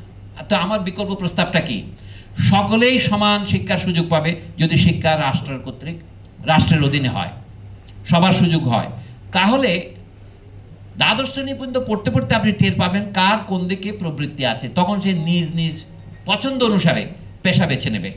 সেখানে যে উচ্চমানের ইঞ্জিনিয়ার হতে পারে সে হবে, অথবা যে ডিপ্লোমা ইঞ্জিনিয়ার হবে ডিপ্লোমা ইঞ্জিনিয়ার হবে। কিন্তু আপনি গরিবের ছেলেকে শুরুর থেকে ডিপ্লোমা ইঞ্জিনিয়ার বানাচ্ছেন। দেখেন না, আমরা তো ঢাকা বিশ্ববিদ্যালয় এবং বড় বড় বিশ্ববিদ্যালয় করেছি, বুয়েট করেছি, আর গরিবের ছেলেমেয়েরা কি করবে, তারা 7 কলেজে পড়বে, জাতীয় বিশ্ববিদ্যালয়ে পড়বে, কিন্তু তার হাই স্কুলেই তো আপনি তাকে ভাগ করে ফেলেছেন।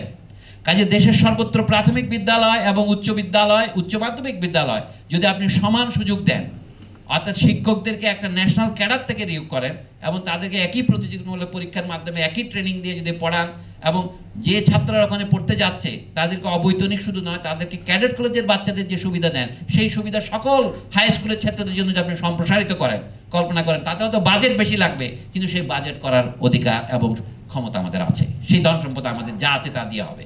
কিন্তু আমরা সেটা করতে চাচ্ছি না। তখন বৈচিত্র্য থাকবে, বৈষম্য থাকবে না। যেমন আমার শুধু কবিতা লিখতে ইচ্ছা করে, কিন্তু কবিতা করলে তো আমার ভাত খাওয়া যাবে না। কিন্তু আমার যে প্রবৃত্তি, আমি হয়তো পড়তে হলাম মেডিকেলে, টের পেলাম আসলে আমার পেইন্টার হওয়া দরকার ছিল, রাব্বি ভাইয়ের মতো হয়তো আমি কিউবায় যাব। তো আমি তো কিউবা যেতে চাই, আমাকে তো যেতে দেবে না। আমাদের এখানে দেশের মধ্যে প্রফেশন চেঞ্জ করার কোনো সুযোগ নাই। তাহলে কোনো মানুষ যদি সমাজের চাহিদা অনুসারে তার পেশায় যায়, এটা অনেক সময় কৃত্রিম হয়। যদি তার নিজের মনের আনন্দের থেকে সে যায়, তাহলে সেটা লেখাপড়া আনন্দদায়ক হয়। রবীন্দ্রনাথ ঠাকুর এইটা পরীক্ষা করতে চেয়েছিলেন, আমরা এটাকে ভুল বুঝেছি, বলে উনি শান্তিনিকেতনে শুধু নাচ আর গান শিখেছেন। নাচ শিক্ষা কেন আনন্দদায়ক হবে না? আমার দুটি প্রশ্ন আমি আরো বহু বক্তৃতায় বলেছি। আমাদের দেশে শিক্ষা কেন সর্বজনীন হয়নি? এবং শিক্ষা ভিতরে শিক্ষা বলতে আমরা আপনার শাস্তি মনে করি, এখনো বলি না, আমি বহুবার বলেছি এটা, আমি তোমাকে উচিত শিক্ষা দেব। শিক্ষা পানিশমেন্ট। শিক্ষাকে যদি আনন্দদায়ক করতে হয়, তাহলে মানুষ যা পড়তে চায় তার ইচ্ছা অনুসারে করলে অনেক বেশি ভালো করবে। এটা আমরা যারা এই যে মাঝে মাঝে আমরা 2 একজন বোহেমিয়ান হয়ে যাই, আর্টিস্ট হতে চাই, আসলে কি আমার এই বাধা দ্বারা পড়াশোনা ভালো লাগে না। কিন্তু এখন আপনি চারুকলা যান, সেখানেও দেখবেন সেখানে বিরাট বিরাট এক একটা কর্তা পাবেন যাদের নাম নাসের অথবা বাকের, আপনাকে 12টা বাজিয়ে দেয়। তো এই জন্য বলছি একটা ওখানে ব্যুরোক্রেসি চালু হয়ে গেছে, ওখানে আপনাকে এক পিতা এক দেশ বলতে হবে। এই জিনিসগুলো ঠিক নয়। আপনি বলেছেন আমাদের মূল সমস্যা আসলে সংবিধান বা গণতন্ত্র নয়, তাহলে সমস্যাটাকে এর সমাধান কি? আমার মনে হয় আমি বোঝাতে সক্ষম নই। আমি বলছি আমাদের সমস্যা হচ্ছে শ্রেণী বৈষম্য, এবং শ্রেণী বৈষম্যটাকে লুকাবার জন্যে সংবিধান দিয়ে আমরা যেমন বলছি কি আমাদের প্রধানমন্ত্রী শাসিত না রাষ্ট্রপতি শাসিত। আমি মনে করি প্রধানমন্ত্রী শাসিত হয়েও যেমন আমরা স্বৈরতন্ত্রে গিয়েছি, রাষ্ট্রপতি শাসিত হয়ে গেছে। শেখ মুজিব রাষ্ট্রপতি হয়েছিলেন প্রধানমন্ত্রী থেকে, শেখ হাসিনা প্রধানমন্ত্রী থেকে প্র্যাকটিক্যালি রাষ্ট্রপতি হয়েছিলেন। না হলে শাহাবুদ্দিন চুপ্পুকে রাষ্ট্রপতি করে কিভাবে? মানে যে কোনো মানুষই জানে দেশের রাষ্ট্রপতি হওয়ার আর লোক নাই। তো তাতে বোঝা যায় এটা মূল সমস্যা নয়। আমি ইংরেজিতে বলেছি এপিফেনোমেনন, এটা হচ্ছে বুদবুদ। তার মানে কি এটা সমস্যা নয় তা বলি নাই কিন্তু আমি। যেমন ওই দিন উনি গুলির আদেশ দিলে কি হতো? একটা কথা আছে কি, আমরা শ্রেণী স্বার্থের শ্রেষ্ঠ প্রতিনিধি কি শেখ হাসিনা? না। তো তাহলে শেখ হাসিনা যে ভুল করেছেন তাতে এখানকার মানে ধনিক শ্রেণী হঠাৎ করে পিছিয়ে পড়েছে, কিন্তু এরা রিকভার করে নেবে। আমাদের যে বড় বড় শিল্পগোষ্ঠী আছে তাদের সম্পর্কে কিন্তু আপনারা কেউ কিছু বলছেন না। আমি তো কাউকে একটা ইংরেজি সাইনবোর্ড বাঁধতে দেখিনি, একটা লোককে বলতে শুনিনি এখানে কিন্ডারগার্টেনগুলি কেন ইংরেজিতে হবে, আমি তো কোনো কারণ দেখি না। কিন্তু সেইটাই বাস্তবায়িত হবে, এবং বর্তমান সরকার নয়, ডক্টর ইউনূসের বাপ আসলেও কিন্ডারগার্টেন ইংরেজি বন্ধ হবে না। বরঞ্চ এখন এই জেনারেশন বিপ্লবের টানবে জেন জি, লজ্জা করে না? করা তো উচিত, কিন্তু করে না তো। রসিকতা করে এক বলে জেন জি মানে জেনারেল জিয়া, ব্যাপারটা তা নয়, বুঝতে পারছেন না? রাষ্ট্রের কোনো ভাষা না থাকলে আপনি আইনিভাবে বা লিখিতভাবে কোনো ভাষা ব্যবহার করবেন, অফিস আদালতে আপনি সবাই, রাষ্ট্রের কোনো ভাষা থাকবে না বলছি না, দেশের জনগণের যা ভাষা রাষ্ট্রের ভাষা তাই হবে। এইটা হচ্ছে স্বতঃস্ফূর্ত। অর্থাৎ আপনাকে যেটা সংবিধানে লিখতে হয়েছে এর কারণ ছিল পাকিস্তান আমলে আপনি ওর মধ্যে ছিলেন, ইংরেজ আমলে এদেশের রাষ্ট্রভাষা ইংরেজি ছিল কেন? ইংরেজি কি সংখ্যাগরিষ্ঠ জনগণের ভাষা ছিল? না, ইংরেজি ছিল শাসক শ্রেণীর ভাষা।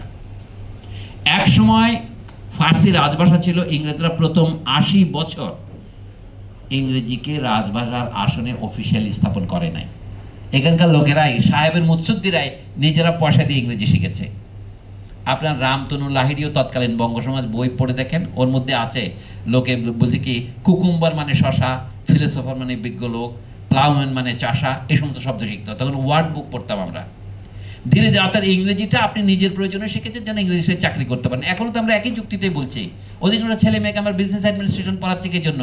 তারা চাকরি পাবে, ইংরেজি শেখাচ্ছে, আমেরিকা যাবে অথবা এখানে ব্যাংকে চাকরি করবে। এখানে দেখছেন বাংলাদেশের সমস্ত ব্যাংকের চেক ইংরেজি ভাষায়, দু একটা ব্যতিক্রম থাকতে পারে আমাকে কম, তারা নাম লিখছে, সিম্পল ম্যাথ। এখানে যত রকমের ব্যাংকের বিজ্ঞাপন সব ইংরেজিতে। অর্থাৎ বাংলাদেশের রাজভাষা তো প্রকৃতপক্ষে ইংরেজি, কিন্তু সংবিধানে লিখেছেন রাষ্ট্রভাষা বাংলা। আমি রাজভাষা বলছি রাজনীতি অর্থে, ভাষার রাজা, নীতির রাজা অর্থে। ইংরেজি এটা হলো কিভাবে? একইভাবে ফরাসি ভাষীদের যেগুলো উপনিবেশ ছিল সেখানে ফরাসি, যেখানে ডাচদের ছিল ওলন্দাজ সেখানে ওই ভাষা। এগুলি বোঝার বোধ কঠিন নয়। আমি বলছি ইংরেজদের সবচেয়ে প্রথম পৃথিবীতে আধুনিক লিখিত সংবিধান হচ্ছে মার্কিন যুক্তরাষ্ট্রে। তারা কিন্তু রাজভাষাকে কিছু লেখেন না, কিন্তু তাদের টাকার উপর লেখা আছে ইন গড উই ট্রাস্ট। কেন all Christians agree in God we trust, কোনো অসুবিধা নাই। কিন্তু church will not be established by the Congress. দুটো কথা দেখেন তো। আমি বলছি আমাদের এই যে বিতর্ক তৈরি করছে এগুলি জেনারেল এরশাদ এটা কুতর্ক তৈরি করার জন্য করেছে। আমাদের এখানে রাষ্ট্র ধর্ম লিখতে হবে। আমার বক্তব্য হচ্ছে রাষ্ট্রধর্ম বৌদ্ধও হবে না, হিন্দুও হবে না, ইসলামের কিছুই না লিখলে ভালো হয়, জনগণ যার যার ধর্ম পালন করবে। রাষ্ট্র এজ এন ইনস্টিটিউশন একটাই ধর্ম পালন করবে, ন্যায় ধর্ম, ন্যায্য বিচার, সুবিচার। আমাদের ধর্ম তো ঘোষিত হয়েছে আগে, সাম্য, মানবিক মর্যাদা এবং সামাজিক সুবিচার। আচ্ছা আপনি জাতীয় আন্তর্জাতিক নীতি কি হবে? আমাদের গত বিপ্লব হয়েছে, অনেকেই বলছেন, মানে বিশেষ করে মোস্তফা সরোয়ার ফারুকী পর্যন্ত, যে সবাই একমত হয়েছিল শেখ হাসিনাকে সরাতে হবে। কিন্তু মোস্তফা আরেকটা লিখতে ভুলে গেছেন, সবাই বলছে আমাদের দেশকে আমাদের অন্যান্য প্রতিবেশী দেশের গ্রিপ থেকে মুক্ত করতে হবে। এই আকাঙ্ক্ষা ছিল মানুষের। আপনি যখন কোনো দেশের অভ্যন্তরীণ নীতি এবং তার বহির্দেশীয় নীতির মধ্যে দূরত্ব বেশি বড় হয় না। আপনি যদি সত্যি সত্যি দেশে সুশাসন প্রতিষ্ঠা করেন, আপনার কোনো বিদেশি দেশের দাস হতে হবে না। আমাদের জাতীয় স্বাধীনতার প্রথম গ্যারান্টি হচ্ছে আমাদের দেশের জনগণের ইচ্ছা অনুসারে রাষ্ট্র প্রতিষ্ঠা করা, সংবিধান তৈরি করা। এই জন্য আমি বলেছি যে আমাদের মূল সমস্যা সংবিধান বা গণতন্ত্র নয়, সেটা কিন্তু আমি বলি নাই। এটা আপনি আমার কথাকে বিকৃত করে যিনি লিখেছেন। মূল সমস্যা সংবিধান নয়, গণতন্ত্র। কিন্তু এই গণতন্ত্র নয়, ন্যায়ভিত্তিক গণতন্ত্র, জাতীয় এবং ন্যায়ভিত্তিক গণতন্ত্রই হচ্ছে আমাদের। আমি যেন বলছি গণতান্ত্রিক শিক্ষা ব্যবস্থা এবং ন্যায়ভিত্তিক শিক্ষা ব্যবস্থা এক জিনিস নয়। বর্তমান শিক্ষা ব্যবস্থা গণতান্ত্রিক, যার টাকা আছে সে পড়তে পারবে, যার টাকা আছে পড়তে পারবে না। আমি যেন প্রাথমিক শিক্ষা এবং উচ্চ মাধ্যমিক পর্যন্ত শিক্ষা এটা সর্বজনের জন্য প্রাপ্ত করতে হবে এবং সেটা তাদেরকে বিনা পয়সায় যাওয়ার সুযোগ দিতে হবে। শুধু তাই নয়, শিক্ষা অর্জন করতে তার যা যা লাগে, তার বই, তার পোশাক, তার খাদ্য, তার বাসস্থান তাকে ফ্রি দিতে হবে, তার চিকিৎসা খরচ দিতে হবে। আপনি বলছেন মা এটাকে সম্ভব? এটাকে তো সমাজতন্ত্রের সম্ভব নয়। এটারই মানে হচ্ছে মানে ইকুয়াল অপরচুনিটি টু অল। এটার একটি ইংরেজি হচ্ছে ন্যায় বিচার, মানে হচ্ছে সকলের প্রতি স্বচ্ছ বিচার করা, ফেয়ারনেস। এটা বর্তমান গণতান্ত্রিক বিধানের মধ্যে নেই, এই জন্য নতুন গণতন্ত্রের কথা আমি বলছি এইটাই আমাদের মূল সমস্যা। কিন্তু প্রশ্ন যিনি লিখেছেন তার প্রতি শ্রদ্ধা রেখে বলছি, উনি বলছেন আপনি বলেছেন আমাদের মূল সমস্যা আসলে সংবিধান বা গণতন্ত্র নয়। আমি এটা বলিনি। আমি বলছি আমাদের মূল সমস্যা সংবিধান রচনা নয়, সংবিধান যে কেউ রচনা করতে পারবে। সংবিধানের ভিতরে কি থাকবে, গণতান্ত্রিক থাকবে না গণতন্ত্রকে ফাঁকি দেবে। আমাদের বর্তমান যে সংবিধানটা আছে এটা হচ্ছে বেহাত বিপ্লবের দলিল। আমরা একটা বিপ্লবী দলিল চাই। বিপ্লবী দলিল মানে আপনি যা বলবেন সেটা বাস্তবায়ন করবেন, এবং কি বলবেন তার মধ্যে আমি বলছি দ্বাদশ শ্রেণী পর্যন্ত শিক্ষা অবৈতনিক হতে হবে, এবং শিক্ষা যারা গ্রহণ করছে সমস্ত ছাত্রের দায়িত্ব রাষ্ট্রকে নিতে হবে। আপনি মনে হয় এটা অসম্ভব, তাহলে আর্মিকে আপনি কিভাবে সম্ভব করেন? আপনার 2 লক্ষ আর্মি আছে ধরেন, আপনার কত লক্ষ পুলিশ আছে আপনি জানেন, 2.5 লক্ষ পুলিশ আছে। আপনার এইভাবে রাষ্ট্রীয় বাহিনী পুষছেন না। আজকে যে ছাত্র কালকে তো সে রাজকর্মচারী হবে, কালকে তো সে ইঞ্জিনিয়ার হবে। তো তার আপনি শুধু বুয়েটের দায়িত্ব নেবেন, অন্যদের দায়িত্ব নেবেন না। যদি আপনি সত্যিকারের একটি শক্তিশালী নাগরিক সমাজ গড়ে তুলতে চান তাহলে আপনি এটা গোড়া থেকে শুরু করবেন। কিন্তু আজকে আসেন প্রাথমিক বিদ্যালয়ের শিক্ষকদের উদাহরণটা দিতে হয়। প্রাথমিক বিদ্যালয়ের একজন শিক্ষক বিএ পাস না হলে এখন আর শিক্ষক হতে পারে না, তার বেতন 11,000 টাকা। সারা জীবন চাকরি করেও সে 26,000 টাকা পাবে না। এটা কি কোনো ন্যায়ভিত্তিক হতে পারে? এটাই তো আসল বৈষম্য। এই কথা তো আপনি বলছেন না। আমি একটা উদাহরণ দিচ্ছি, আমাদের আরো অন্যান্য বিদ্যালয় আছে সেখানে অবস্থা আরো খারাপ। প্রাথমিক বিদ্যালয়ে হেডমাস্টাররা 10ম গ্রেডে, অন্য শিক্ষকরা ত্রয়োদশ গ্রেডে, 13 নম্বর, 12 নম্বর, 11 নম্বর গ্রেডে। এটা তো লজ্জাজনক নয় কি? আচ্ছা, আমাদের সচিবদের যে গাড়ি ড্রাইভার বা পাচক তার যে বেতন দেওয়া হয় তার চেয়ে তো প্রাইমারি স্কুলের শিক্ষকদের বেতন অর্ধেক। আপনি বৈষম্য দেখতে পান না? এই বৈষম্যকে বিধিবদ্ধ করে যে সংবিধান, তো সেটা বেহাত বিপ্লবের সংবিধান হয় কি হবে? আপনার তো ন্যূনতম মজুরির একটা বিধান থাকা উচিত। আপনি বলছেন না আমাদের ন্যূনতম সুযোগ নাই। অনেকে দাবি তুলেছে গার্মেন্টস শ্রমিকদেরও, তারা রেশন চায়। আপনি চা বাগানের শ্রমিকদের কত বেতন দেন এখন? 23 কেজি যদি চা আপনি তুলতে পারেন তাহলে আপনার বেতন পাবেন 170 টাকা। মানে তাও যে কয়দিন কাজ করেন সেই কয়দিনে আপনি বেতন পাবেন। বড় জোর আপনি 25 দিন কাজ করবেন তাহলে আপনার বেতন হবে 4,000 টাকা। তারপরে আপনাকে 22 কেজি, আমাকে এক লোকের সাথে আমার দেখা হয়েছিল, গার্মেন্টস ফ্যাক্টরির মালিক। তো এক আসরের মধ্যে আমাকে বলছে ওদের যে 22 কেজি চাল দেওয়া হয় সেটা আপনি জানেন না। আমি 22 কেজি চালের দাম কত? নিম্নমানের চাল দেওয়া হয় তখন ছিল 50 টাকা করে কেজি। তাহলে ধরে 1100 টাকা দেওয়া হয়, তার 4,000 আর 1100, 5100 টাকা হচ্ছে তার মাসিক বেতন। তার মদের জন্য তাকে ওখানে 2,000 টাকা দিয়ে দিতে হয়। আমি তাদেরকে চাল দেয় কেন? বলে সারা তো সব মদকে নাশ করবে। এই হচ্ছে চা শ্রমিকদের বর্তমান অবস্থা বাংলাদেশে। তাদের কথা নিয়ে নেগোসিয়েশন করা হলো না। তারপরে গার্মেন্টস শ্রমিকদের বেতনে বলে কিনা 12,500 টাকার বেশি করা যাবে না। এখনো সবাই বলতেছে কি ওমা যদি তার বেতন 25,000 টাকা করা হয় সব গার্মেন্টস বন্ধ হয়ে যাবে, আমরা কোনো রপ্তানি করতে পারবো না, অর্থনৈতিক কোলাপস করবে, সুতরাং ডক্টর ইউনূসের সরকার কোলাপস করবে। আর এটা কোলাপস করার পর করতে গড়াইতে আবার কিছু একটা গড়ে উঠবে আর কি। এটা কি বলবো? এই হচ্ছে আমাদের কোন একটা রাষ্ট্রের ভিত্তি কতটুকু শক্ত সেটা বোঝা তার নিম্নতম মজুরি কত তা দিয়ে। কথাটা এইভাবে বলে লেনিন বলতেন, রাশিয়ার নেতা, যে একটা দড়ি কতটুকু শক্ত সেটা বুঝতে হবে দড়িটা যেখানে সবচেয়ে কম শক্ত সেখানে যত শক্ত ততই শক্ত, দড়ি তো ওখানেই ছেড়ে যাবে। কাজে বলছে একটা দেশের জনগণের একটা উল্লেখযোগ্য অংশ, যেমন আমাদের দেশে 3,84,000 প্রাথমিক বিদ্যালয়ের শিক্ষক আছে, এখন প্রায় 85,000 হবে। আমাদের দেশে এখন যতগুলো প্রাইমারি স্কুল আছে প্রায় 66,000 প্রাইমারি স্কুল আছে, তার মধ্যে 3,84,000 মাস্টার আছে, তার মধ্যে 3,20,000 স্নাতক বা উচ্চতর ডিগ্রি আছে, 36 জন দেখলাম পিএইচডি এবং এমফিল ডিগ্রিওয়ালা আছে বর্তমানে বলছি দেশে। এবং তার মধ্যে বছরে 20,000 করে অবসর নিচ্ছে। ভবিষ্যতে আর কোনো ম্যাট্রিক পাস আইএ পাস শিক্ষক আর থাকবে না। তো তাদের বেতন 11,000 আর 12,000, 13,000। আর আপনি এটাকে বলছেন ন্যায়ভিত্তিক সমাজ ব্যবস্থা, এবং সেই শিশুদেরকে নিয়ে আপনি গড়ে তুলছেন উচ্চ বিদ্যালয়, বিশ্ববিদ্যালয়। এবং সেই জন্য আপনি উচ্চ শ্রেণীর ছেলে মেয়েদের শিক্ষা করার জন্য আপনি এখানে খ্রিস্টান মিশনারিদের স্কুল রেখেছেন। আমি স্কুলগুলিকে ঈর্ষা করছি না, ওগুলি ভালো স্কুল। ওই মানের স্কুল আমরা অন্য জায়গাতেও করি না কেন? আপনি করবেন হোলি ক্রস।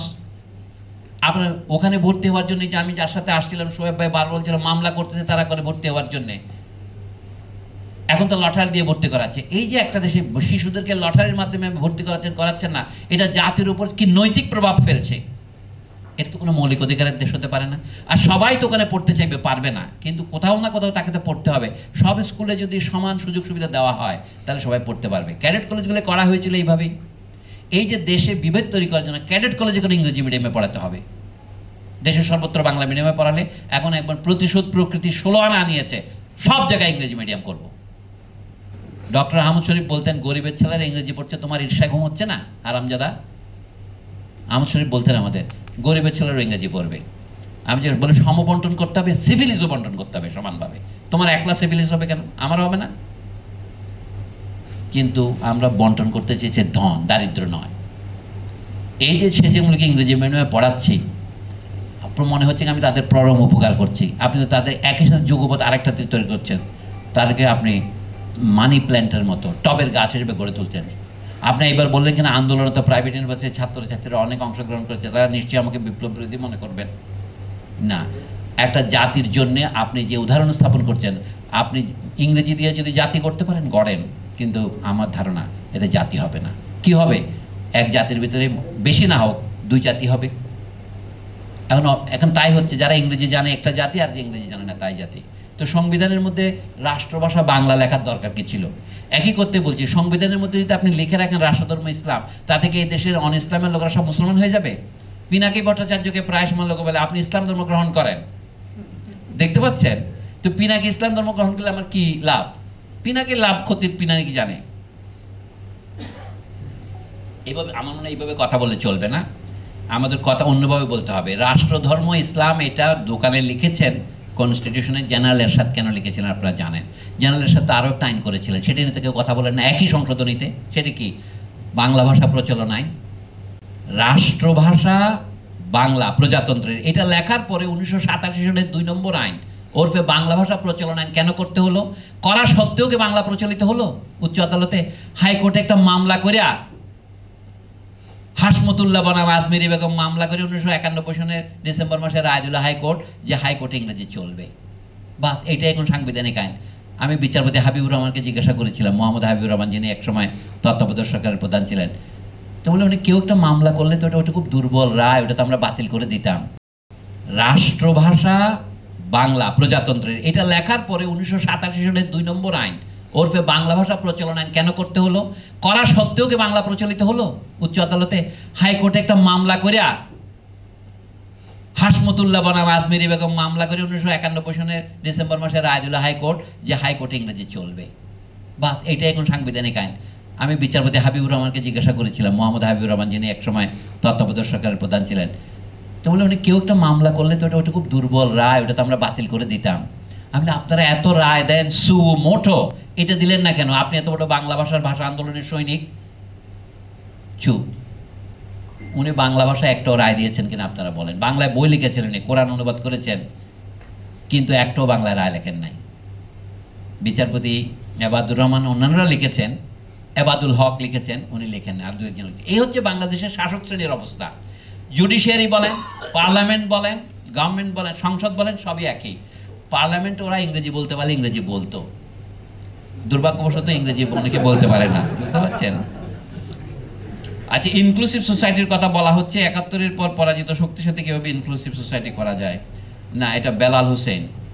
ইনক্লুসিভ বলতে তা বলা হয় না, অপরাধীর সাথে কোনো ইনক্লুসিভ হয় না। ইনক্লুসিভ একটাই হয়, জেলার যিনি জেলখানায় থাকেন এবং কয়েদিদের সামনে লেখা থাকে তো আমরা তাদেরকে আলোর পথ দেখাবো, মুক্তি করব। আমরা অনেকে আছে মৃত্যুদণ্ডের বিরোধী। আমি যে মৃত্যুদণ্ড দিলে তার ইনক্লুসিভ করা যাবে না, তাকে এক্সক্লুড করে দিলেন। তাকে যদি বন্দি রাখেন দেখান, তাহলে ইনক্লুসিভ করা যায়। কিন্তু ইনক্লুসিভ হতে উনি জেলখানার ভিতরেই থাকবেন, ওই অর্থে ইনক্লুসিভ আর কি। কিন্তু অপরাধীর সাথে কথা হচ্ছে না। আমার মনে হয় এইটাকে বলে, কিছু মনে করবেন না বেলাল হোসেন, এইটাকে বলে সোফিস্ট্রি, এটাকে বলে কুযুক্তি। আমরা ইনক্লুসিভ বলতে বোঝাচ্ছি জাতীয় মানে হচ্ছে জাতির অন্তর্গত যত জনতা আছে, 45টি অবাঙালি জাতি আছে। এটা বাঙালি জাতীয়তাবাদ কতটা প্রতিক্রিয়াশীল? আধুনিক রাষ্ট্রে কোনো বিশেষ ধর্মের নামে করা যে অর্থে প্রতিক্রিয়াশীল, একইভাবে বিশেষ জাতির নামে করাও। এটা বাঙালি জাতির রাষ্ট্র, এটা পাকিস্তানের মধ্যে একটা প্রতিক্রিয়াশীল আদর্শ আমরা তৈরি করেছি। আমাদের বলা উচিত বাংলাদেশ নামক ভূখণ্ডের মধ্যে বসবাসকারী মানুষ যে ধর্মেরই হোক, যে উৎপত্তির দিক থেকে জাতিগোষ্ঠীরই হোক না কেন, তাদের রাজনৈতিক অধিকার সমান হবে। তাদের সবাইকে এক ধর্ম করতে হবে না, তাদের এক ভাষাও করতে হবে না। আমি বাংলার কথাটা বলেছি, এখানে জনগণের বেশিরভাগের ভাষা বাংলা। উদাহরণস্বরূপ, যেখানে চাকমা বা গারো আছেন বা সাঁওতাল আছেন, সেখানে তাদের ভাষার পড়াশোনার এবং আত্মবিকাশের সুযোগ দিতে হবে। এটা তো অতি সাধারণ প্রিন্সিপল। এই জন্য আসলে সংখ্যাগরিষ্ঠ এবং সংখ্যালঘু সম্প্রদায় এই বিষয়ে আপনার মতামত, সংখ্যালঘু সম্প্রদায়ের স্বার্থ রক্ষাতে সংবিধানের সূত্র থাকা উচিত কিনা? কথা হচ্ছে সংখ্যালঘু কি? আমরা বলছি যে সংখ্যা যদি আমরা হিসাব করি নানাভাবে সংখ্যালঘু হতে পারে। আচ্ছা, নারী এবং পুরুষের মধ্যে আপনি কোনটাকে সংখ্যালঘু বলবেন? কিন্তু প্রকৃত এখন এলজিবিটির কথা বললে লোক বলে সংখ্যালঘু, কিন্তু নারীদেরকে প্র্যাকটিক্যালি সংখ্যালঘুই মনে করা হয়। আগে বলা হতো, জার্মান ফ্যাসিস্টরা কি বলতে জানেন? ত্রিকে বলতো ওরা বলছে কি নারীর জায়গা হচ্ছে হেঁসেলে, એટલે কুককে মানে রান্নাঘরে আর কি, কিরকে মানে হচ্ছে চার্চে যাবে মেয়েরা, আর কে কিন্ডার মানে বাচ্চাদের পালন করবে। নারী তিনটা কে, কুককে, কিরকে, কিন্ডার মানে সে যাবে রান্নাঘরে, সে যাবে হেঁসেল মানে চার্চে। মুসলমানদের মেয়েরা তো মসজিদে এখন যাওয়া মাত্র শুরু করেছে, তো আর যাবে কোথায়? বাচ্চাদের পড়াশোনা করবে। এইটা নারীর জন্য ভূমিকা নির্ধারণ করেছে। এটা ইটালিয়ান এবং জার্মান ফ্যাসিস্টদের এই ছিল তার। আমাদের দেশে তো এটা আগে থেকে চলে আসছে, আমাদের কিছু করতে হচ্ছে না মাত্র। তাহলে নারীরা সংখ্যায় 50 হতে পারে, কিন্তু রাজনৈতিক অধিকার তো সংখ্যালঘু। নারীদের ভোটাধিকার হচ্ছে কবে দেখেন? আগে তো নারীরা ভোট দিতে পারতো না। আমাদের এই যে আমরা ভোটাধিকার সবার বলছি, 1935 সনে বাংলাদেশে শতকরা 15 জন লোক ভোট দিতে পারে নাই। 46 সনে যে ভোটাধিকার হয়েছে শতকরা 15 জন ভোট দিছে, কারণ এটা ট্যাক্স দেওয়ার সাথে জড়িত ছিল। সার্বজনীন ভোটাধিকার হয়েছে 1970-এ, সত্যি কথা বলতে গেলে 1954 সালে যে নির্বাচন হয়েছে, 21 দফা নির্বাচন, সেখানে হিন্দুরা মুসলমানরা পৃথক পৃথক ভোট দিয়েছে। ওই কারণ ব্রিটিশ আমলে আইন হয়েছিল। আমরা ইতিহাস ছাড়া আমার তো আর কোনো ল্যাবরেটরি নাই। আপনি দেশের ইতিহাস বলতে পারি, বিভিন্ন দেশের ইতিহাস বলতে পারি। সব দেশের ইতিহাস হচ্ছে সংখ্যা গরিষ্ঠকে সংখ্যালঘুতে পরিণত করা। পাকিস্তান আমলে আমরা সংখ্যালঘু ছিলাম রাজনীতিতে, সিভিল সার্ভিসে, আর্মিতে। পাকিস্তানের আর্মিতে শতকরা 90% অফিসার পাঞ্জাবি বা পশ্চিম পাকিস্তানি, শতকরা 10% বাঙালি। অথচ বাঙালিরা তো শতকরা প্রথমে 63 জন ছিলেন। পাকিস্তান অনেকে এটা হিসাবটা রাখেন না। 1947 সালে শতকরা 63 জন যেন বাঙালিরা, পপুলেশন এক্সচেঞ্জের আগে। পরে 56 হয়েছে। তো সেই 56 থাকার সময়ও আমাদের শতকরা 10 জনের বেশি অফিসার হয়নি। সারা পাকিস্তানের 3টা জয়েন্ট সেক্রেটারি, একটা এডিশনাল সেক্রেটারি, এসব ছিল বাঙালিদের সিভিল সার্ভিসের রিপ্রেজেন্টেশন। তাই যে সংখ্যালঘু সংখ্যাগরিষ্ঠতা হচ্ছে কি, এটা ক্ষমতার বিন্যাস, এটা গায়ে জোরে নয়। বাংলাদেশে সংখ্যালঘুরা শাসন করেছে ব্রিটিশ আমলে, যাদেরকে বর্ণ হিন্দু বলা হয়, ব্রাহ্মণ, কায়স্থ এবং বৌদ্ধ। আপনাদের এই নারায়ণগঞ্জেও প্রস্তুত তারা ছিলেন। তারা বাংলাদেশের শতকরা 10 জন ছিলেন সারা দেশে। তারা কি বাংলাদেশ শাসন করে নাই? মেজর হিন্দুদের মধ্যে শতকরা 35 জন হচ্ছে শিডিউল কাস্ট, যাদেরকে এখন ভারতের দলিত বলা হয়। আমাদের এখানে এখন হরিজন বলছে বা নানা রকমের বলে, কি কাস্ট হিন্দু বলে কি ছিল। ঢাকা বিশ্ববিদ্যালয়ের প্রতিষ্ঠা নিয়ে আপনারা একটা তর্ক সবসময় দেখেন, লোকে আমার নামে বদ প্রচার করে।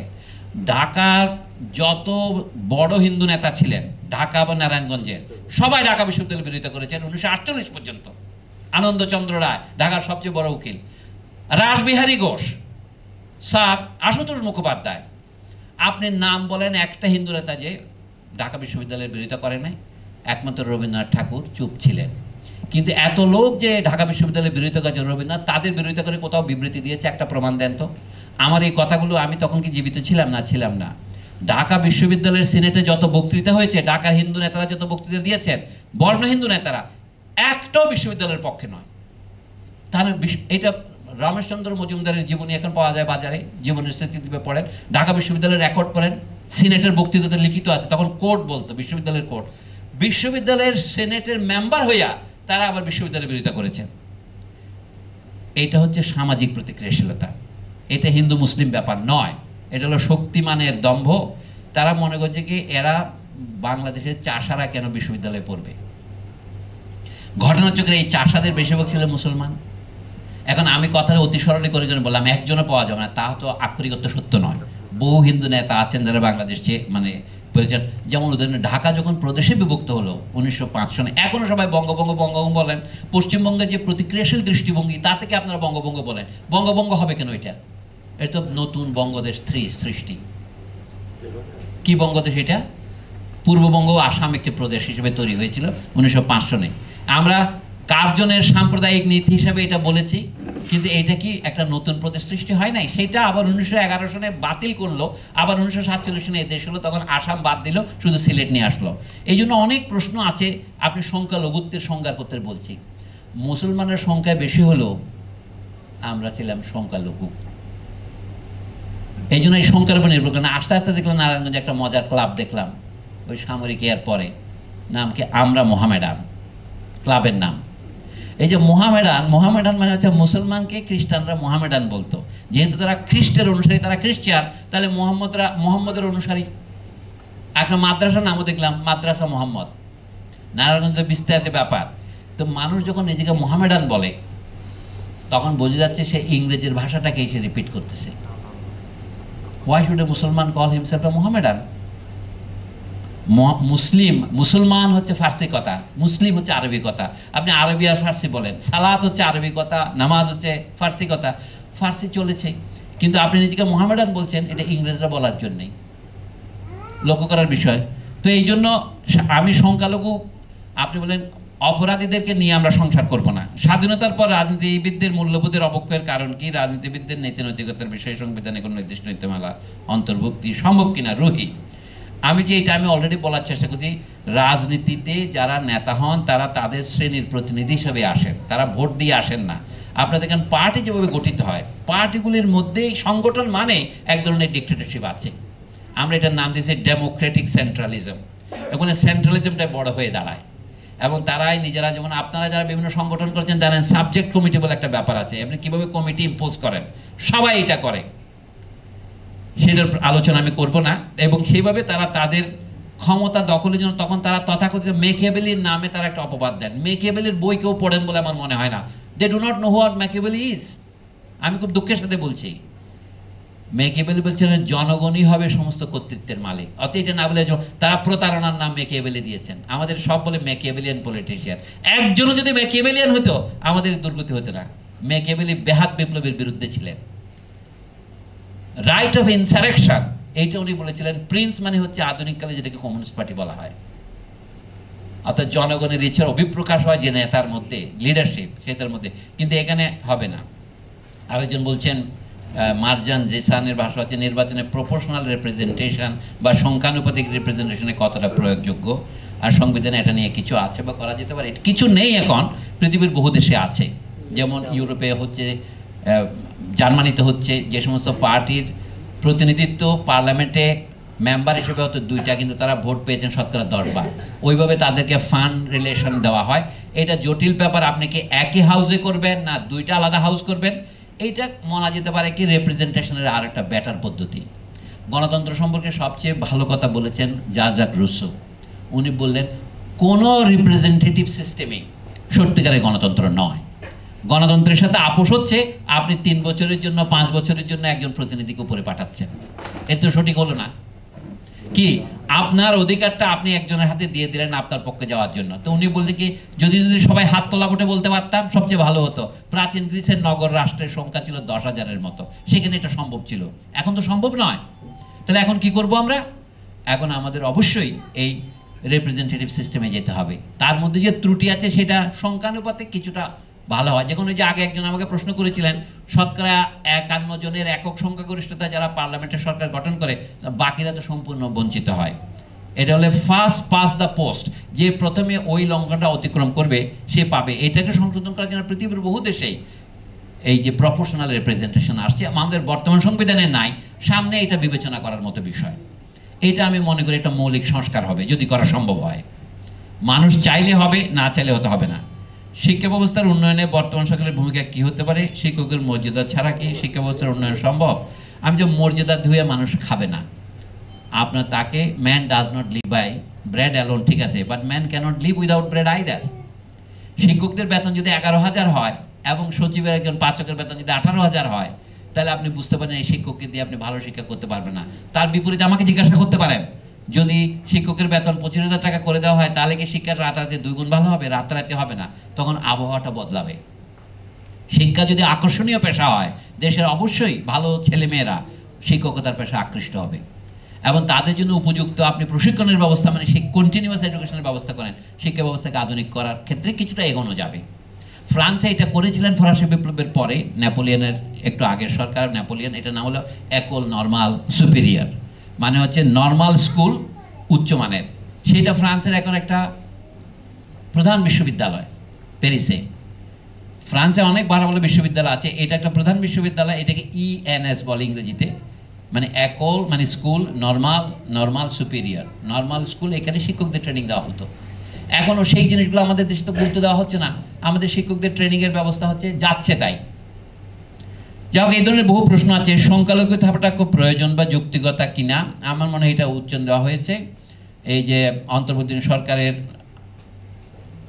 এইটা একই কথাই আরো একজন প্রশ্ন করেছেন যে আলী রিয়াজের মাধ্যমে করা হয়েছে, সংবিধানের পরিবর্তন দরকার না সংস্কার দরকার। আমার মনে হয় এগুলি আলোচনা করা হয়েছে যে জাতীয় সঙ্গীত পরিবর্তন করার কত দরকার, এগুলি একই ধরনের কথা। আলী রিয়াজ সাহেবের নাম এসছে কি জন্য সেটা আমি অবশ্য জানি না, তাকে দিয়ে অন্তর্বর্তীকালীন সরকার সংবিধান সংস্কার রূপরেখা ডক্টর আলী রিয়াজ মহোদয়ের মাধ্যমে সরকার কমিটি গঠিত হয়। তাদের সরকারে আমাদের জাতীয় সঙ্গীতের বৈধতা নিতে হলে নির্বাচন প্রয়োজন, এটা লোকে বারবারই বলছে একই কথা। আমার মনে হয় এটা আমাদের আলোচনা হয়ে গেছে। এখন আপনাদের আর কারো যদি কোনো প্রশ্ন থাকে করতে পারেন।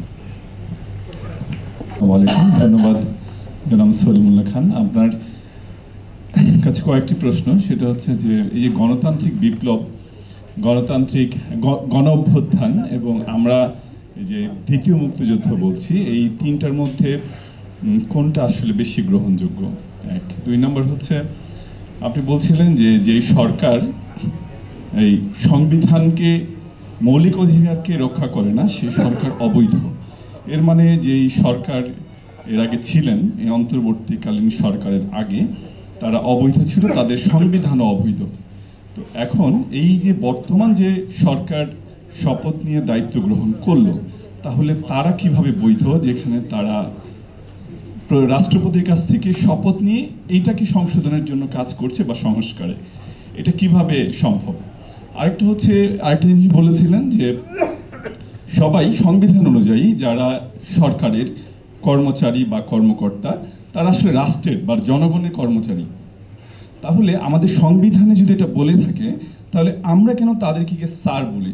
সংবিধানে কি এটা অন্তর্ভুক্ত করা যায় না যে যখনই আমি থানায় যাব তারা আমাকে স্যার বলবে, কেন আমার টাকায় তারা চলছে? ডিসি উনি আমাকে স্যার বলবেন, এসপি আমাকে স্যার বলবেন, সচিব আমাকে স্যার বলবেন, কেন আমরা সেই জিনিসটাকে, ওই কালচারটা তারা করবেন? আপনি যেমন বাংলা ভাষাকে নিয়ে বলছেন যে প্রত্যেকটা জায়গায় উপরে বাংলা থাকা দরকার, তারপরে ইংরেজি, তাহলে ওনারা আমাদেরকে স্যার বলবে যেহেতু আমাদের টাকায় তারা চলছে। সর্বশেষ কথা হচ্ছে যে প্রথম যদি মুক্তিযুদ্ধটা হয়, এটাকে যদি দ্বিতীয় মুক্তিযুদ্ধ আপনি বলতে চান, তাহলে এই সংবিধান নতুন যেটা করা হবে সেখানে কি এই যারা শহীদ হয়েছেন, যারা অংশ নিয়েছেন তাদেরকে মুক্তিযোদ্ধা হিসেবে ট্রিট করা হবে কিনা, এবং সেই বিষয়ে তারা মানে একটা যদিও একটা ফান্ড হয়েছে কাজ করছে, কিন্তু সেই স্বীকৃতিটা তারা পাবে কিনা? ধন্যবাদ। আমি অল্প করে বলি, এটা উত্তরটা দিই, কিন্তু গুরুত্বপূর্ণ প্রশ্ন। বৈধতার প্রশ্নটা হচ্ছে আসল এখানে। আমি আগের বক্তৃতায় যা বলেছি সেটারই পুনরাবৃত্তি ছাড়া নতুন কিছু বলার নাই। সেটা হচ্ছে জনগণের ইচ্ছা হচ্ছে রাষ্ট্রের ভিত্তি। তো জনগণের ইচ্ছাটা আমরা জানবো কিভাবে? জনগণের ইচ্ছা জানার একটা পথ হচ্ছে নির্বাচন, এবং সবসময় নির্বাচনের মাধ্যমে আপনি জনগণের সংখ্যাগরিষ্ঠ অংশের মতামত নির্ধারণ করেন। আরেকটা হচ্ছে যখন সেই মতামত নির্ধারণের বৈধ প্রক্রিয়া, নির্ধারিত প্রক্রিয়াটা যে কোনো কারণে স্তব্ধ হয়ে যায়, বাইরের শক্তির হস্তক্ষেপের কারণে অথবা ভিতরের অভ্যন্তরীণ কলকব্জার জন্য, তখন রাষ্ট্রকে আবার নিজের কলকব্জা নবায়ন করতে হয়। এই নবায়নের নাম হচ্ছে গণ অভ্যুত্থান, মাস ইনসারেকশন। এখানে গুরুত্বপূর্ণ ফ্যাক্টর হচ্ছে মাস। 2-4 জন লোক রাষ্ট্র পরিবর্তনের জন্য যখন হামলা করে, তখন এটাকে আমরা বলি কু দেতা। এটা ফরাসি শব্দ। কু মানে হচ্ছে আঘাত করা, দে মানে হচ্ছে অফ, এতা মানে রাষ্ট্র। কুদেতা মানে রাষ্ট্রকে আঘাত করা। অনেকেই রুশ বিপ্লবেরকেও কুদেতা বলেছে, বলশেবিক কুদেতা বলছো, কিন্তু বলশেবিকরা প্রমাণ করেছেন তারা জনগণের ইচ্ছার অভিব্যক্তি ধারণ করেছেন। তাদের তৎকালীন জনগণ কি ছিল? শ্রমিক শ্রেণীর সংগঠন ছিল সোভিয়েতগুলি, এবং আর কারা ছিল? সৈনিকেরা, যারা যুদ্ধে অংশ নিয়েছিল। তখন তারা ওয়ার্কার্স অ্যান্ড সোলজার্স কাউন্সিলের মাধ্যমে নির্বাচিত হয়ে এসেছিলেন। তখন সারা দেশে মাস নির্বাচন এই দেশেও হতো না, সেই জন্য এক ধরনের নির্বাচনের মাধ্যমে তারা বৈধতা অর্জন করেছিলেন। কিন্তু বৈধতা অর্জনের আগে আমরা যেটাকে বলি এই অক্টোবর বিপ্লব, 25শে অক্টোবর বা 7ই নভেম্বরের বিপ্লব, সেটা কিন্তু কারো ভোটাধিকারের মাধ্যমে নির্ধারিত হয়নি। আগে আপনি ক্ষমতা হাতে নেবেন, তারপরে জনগণের কাছে বলেন আমি ক্ষমতা তোমাদের হয়ে নিলাম, তোমরা এটাকে বৈধ মনে করো? আপনি বলতেন হ্যাঁ আমি বৈধ মনে করি। সেটা কি হলো? Workers and soldiers deputy conference, deputy মানে প্রতিনিধি, আমরা যাদের এমপি বলি তখন ডেপুটি বলতো, তাতে তিনি বৈধতা অর্জন করেছেন। তো আমার বক্তব্য হচ্ছে বর্তমান যারা ক্ষমতায় এসেছেন, আগের সরকার কোলাপস করেছে, রাষ্ট্র কিন্তু কোনো শূন্যতা সহ্য করে না। তো রাষ্ট্র যদি শূন্যতা সহ্য না করে, প্রকৃতি শূন্যতা সহ্য করে না, এটা খেয়াল করার বিষয়। প্রকৃতির মধ্যে যখন শূন্যতা হয় তখন তুফান হয়, আমরা বলি নিম্নচাপ হয়েছে, তারপরে জোরে বাতাস আসতে থাকে। এই বিপ্লব হচ্ছে প্রকৃতির সাথে তুলনায় করি, এটা হলো জোরে বাতাস আসা, তখন সেটা সব কিছুকে লণ্ডভণ্ড করে, তারপরে প্রকৃতির নিয়ম হচ্ছে সে আবার স্থির হয়। স্থির হওয়ার পরেও তাকে কিন্তু চলতে হবে। এই জন্য আমি বলি বর্তমান সরকার সহ যত 1971-এ যে সরকার গঠিত হয়েছে, এটাকে 70-এর নির্বাচনের ফলে হয়েছে মনে করেন না। 71-এর মুক্তিযুদ্ধ সম্পূর্ণ নতুন ঘটনা। অর্থাৎ মুক্তিযুদ্ধ পরিচালনা আমরা করেছি এই অধিকারে 1972-এ তারা সরকার গঠন করেছেন। সেখানে একটা ফুটনোট হিসেবে কাজ করেছে, আগের নির্বাচন আমরা জয়ী হয়েছিলাম, ওইটা ছিল, ওইটার ইংরেজিতে বলেন অ্যাকিলিস হিল। মুক্তিযুদ্ধের মধ্যে যারা অংশগ্রহণ করেছিলেন তাদের সবাইকে কোনো নির্বাচনের সুযোগ দেওয়া হয়নি।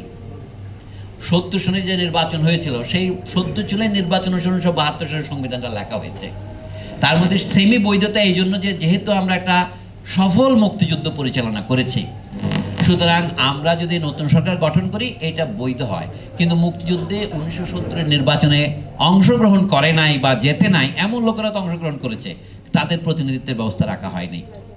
একটা উদাহরণ আমি বললাম না, ডক্টর ইউনূস যে এখন জাতিসংঘে গেলেন, তিনি 3 জন ছাত্র নেতাকে নিয়ে গিয়েছেন।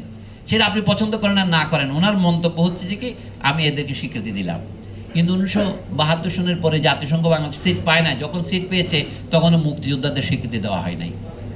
এমনকি মুক্তিযুদ্ধ যিনি সার্থকভাবে পরিচালনা করলেন তিনি তো তাজউদ্দিন আহমেদ, তাকে তো স্বীকৃতি দেওয়া হয় নাই।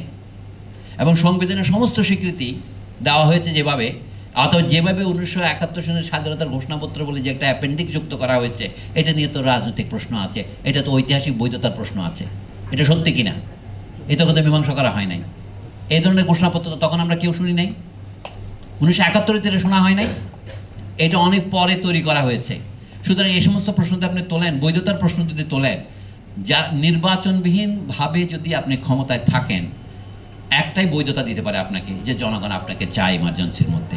আগের সরকারের আপনার যেখানে তার বৈধতা কমে যাচ্ছিল, দুনিয়ার সমস্ত জনমত আপনি যদি না জানেন আমি কি করে আপনাকে জানাবো? জনমত জানানোর বহু পদ্ধতি আছে, মার্কিন কনস্ট্যান্ট সেখানে সার্ভে হয়, জরিপ হয়, সেটার মধ্যে বায়াস থাকতে পারে।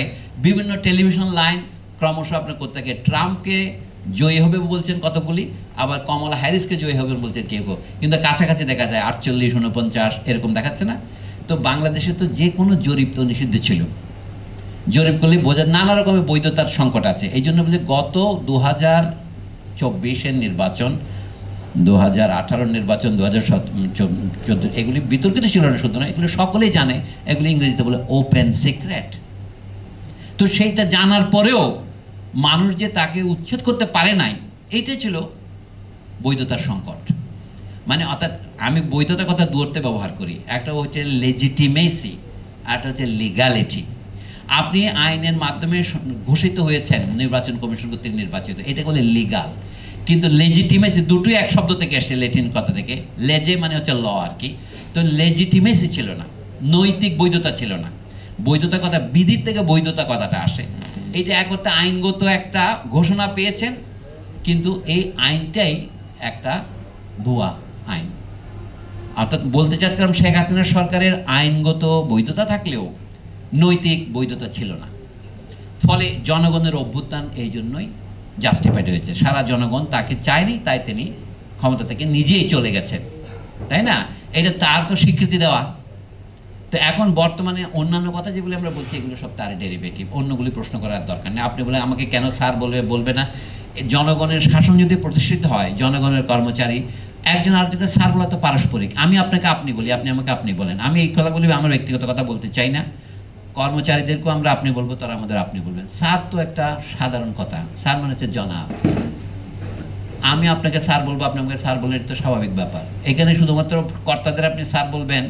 আর শেখ হাসিনার আমলে একটা অদ্ভুত বৈশিষ্ট্য হয়েছিল, নারী পুরুষ ভেদ আর করবে না, নারীকেও স্যার বলতে হবে। ব্রিটিশ ভাষায় যদি স্যারের কথা বলেন, স্যার মানে হচ্ছে প্রজনন করা, জন্ম দেওয়া। যেমন আমরা যখন, এটা ইংরেজি ক্রিয়া হচ্ছে SIRE, সায়ার। আপনারা অস্ট্রেলিয়া থেকে গরু এনে, নেদারল্যান্ডস থেকে গাভী এনে উচ্চ প্রজনন করেন, এটা বলে সায়ারিং বলে। গরুকে পাল দেওয়া বলে আমাদের এখানে। সার মানে হচ্ছে যে আপনাকে জন্ম দেয়। সার শব্দের আক্ষরিক অর্থ হচ্ছে বাবা। আমরা খ্রিস্টানরা সব ধর্ম যাদেরকে বাবা বলে না, ফাদার। পাদ্রে মানে কি? ফাদারই তো। তা আপনি কাউকে বাবা বললে অসুবিধা কি? আমি তো ছোট বাচ্চাকে বাবা বলি। আপনাকে সম্মান রেখে বলছি, এটা মূল সমস্যা নয়। তবে এটা সমস্যা যদি রাষ্ট্রের মধ্যে জনগণের কর্তৃত্ব প্রতিষ্ঠিত হয়, রাজকর্মচারীদের সাথে আমাদের যে সম্পর্ক সেটা ঠিক হয়ে যাবে। অনেকে বলে আমাদের দেশকে প্রজাতন্ত্র বলা হয় কেন? এই প্রশ্ন আপনারা করেন নাই বলে আমি খুশি। আমি বললাম রাজকর্মচারী, আমরা বলি সরকারি কর্মচারী। রাজ মানে হচ্ছে যারা দেশকে রাজ, আমার এই ঘরখানায়কে বিরাজ করে, ইংরেজিতে বলে কি, হু এক্সিস্ট। বিরাজ তো রাজের শব্দেরই একটা সম্প্রসারণ মাত্র। রাজ করা মানে থাকা, আই এক্সিস্ট। কাজেই রাজার অধীনে যে থাকে সে হচ্ছে প্রজা। কিন্তু আমার রাজাটাকে এটা তো বুঝি না। রাজা হচ্ছে বিধি, আইন। যারা আইনের অধীনে বাস করে, সমাজে যদি আপনি রাষ্ট্র করেন, আপনি আইন ছাড়া রাষ্ট্র হয় না। এবং রাষ্ট্রের অধীনে যে বাস করে সে হচ্ছে প্রজা। কিন্তু আমাদের অনেক জ্ঞানী পণ্ডিত জিজ্ঞাসা করে, আমাদের এখানে রাজাকে, আমি কেমনে প্রজা হব? আর প্রজা মানে হচ্ছে, ইংরেজিতে বলে সাবজেক্ট, মানে law abiding citizen is called a subject. Subject to what? Subject to law. আপনি আইনের অধীন, আপনি আইন মেনে চলেন, এই জন্য আপনাকে সাবজেক্ট বলা হয়। কাজে যদি কর্মচারী আসে, তাকে আমি নিয়োগ করেছি আমার প্রতিনিধি, তো তাকে, সে আমাকে স্যার বলবে, আমিও তাকে স্যার বলবো, এটা হচ্ছে বিধান। উনি যদি আমাকে স্যার না বলে থাকেন, ওইটুকু ওনার শিক্ষা হয় নাই, ওই শিক্ষাটা তাকে দেওয়া উচিত। আমি বলছি এই সমস্ত খুঁটিনাটি কনস্টিটিউশনে লিখতে হয় না। কনস্টিটিউশনে লিখবে যে জনগণই হচ্ছে রাষ্ট্রের মালিক, এবং জনগণের ইচ্ছার বাইরে গেলে কোনো সরকার যদি জনগণের ইচ্ছার বহিঃপ্রকাশের বিরুদ্ধে আচরণ করে, তাহলে তাকে বরখাস্ত করার অধিকার জনগণের আছে। শেখ হাসিনাকে মানুষ বরখাস্ত করেছে, অবশ্য উনি সরে যান নাই বহুদিন, এই হচ্ছে সমস্যা। উনি পরে বুঝতে পেরেন যে উনি বরখাস্ত, তো উনি চলে গেছেন। এখন আপনি কাকে নিয়োগ করবেন, এই যে সমস্যা। আপনার নতুন নির্বাচন দিতে হবে। এই জন্য মধ্যবর্তীকালীন যে সরকার, সেটাকে অন্তর্বর্তীকালীন বলছি, অর্থাৎ এইটাকে একটা সাময়িক দায়িত্ব দেওয়া হয়েছে। এটা এখন, এটা 10 বছর হওয়া বা 9 বছর হওয়া উচিত নয়। এখন কারোর সঙ্গে কেউ বলে আগে 3 মাসকে আমরা তত্ত্বাবধায়ক সরকার বলতাম, এটা কিন্তু তত্ত্বাবধায়ক নয়। সুতরাং এটা 6 মাস লাগতে পারে, 1 বছর লাগতে পারে, কিন্তু অনন্তকাল তো লাগতে পারে না। এটা দেখা যাক। ধন্যবাদ। 70 অনুচ্ছেদে যে ফ্লোর ক্রসিং আছে, এই ফ্লোর ক্রসিংটা থাকা উচিত কিনা, এই বিষয়টি আমার জানার ইচ্ছা।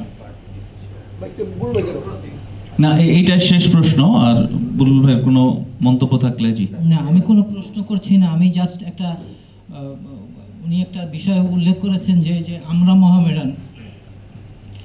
এটা আসলে আমাদের দেশের দুটো ফুটবল দল এখনো আছে, খুব জনপ্রিয় ছিল এক সময়, এবং সেই মাতামাতিটা এখন নেই, কিন্তু একসময় খুবই মাতামাতি ছিল। একটা হলো মোহামেডান, আর একটা হচ্ছে আবাহনী। তো এই আমরা মোহামেডানটা আসলে মোহামেডান ক্লাবের একটা ফ্যান ক্লাব। ঠিক যে অর্থে উনি উল্লেখ করেছেন, সেই অর্থে আমরা মোহামেডান না। এই কথাটা জানানোর জন্য আমি মাইকটা নিয়েছি। ধন্যবাদ।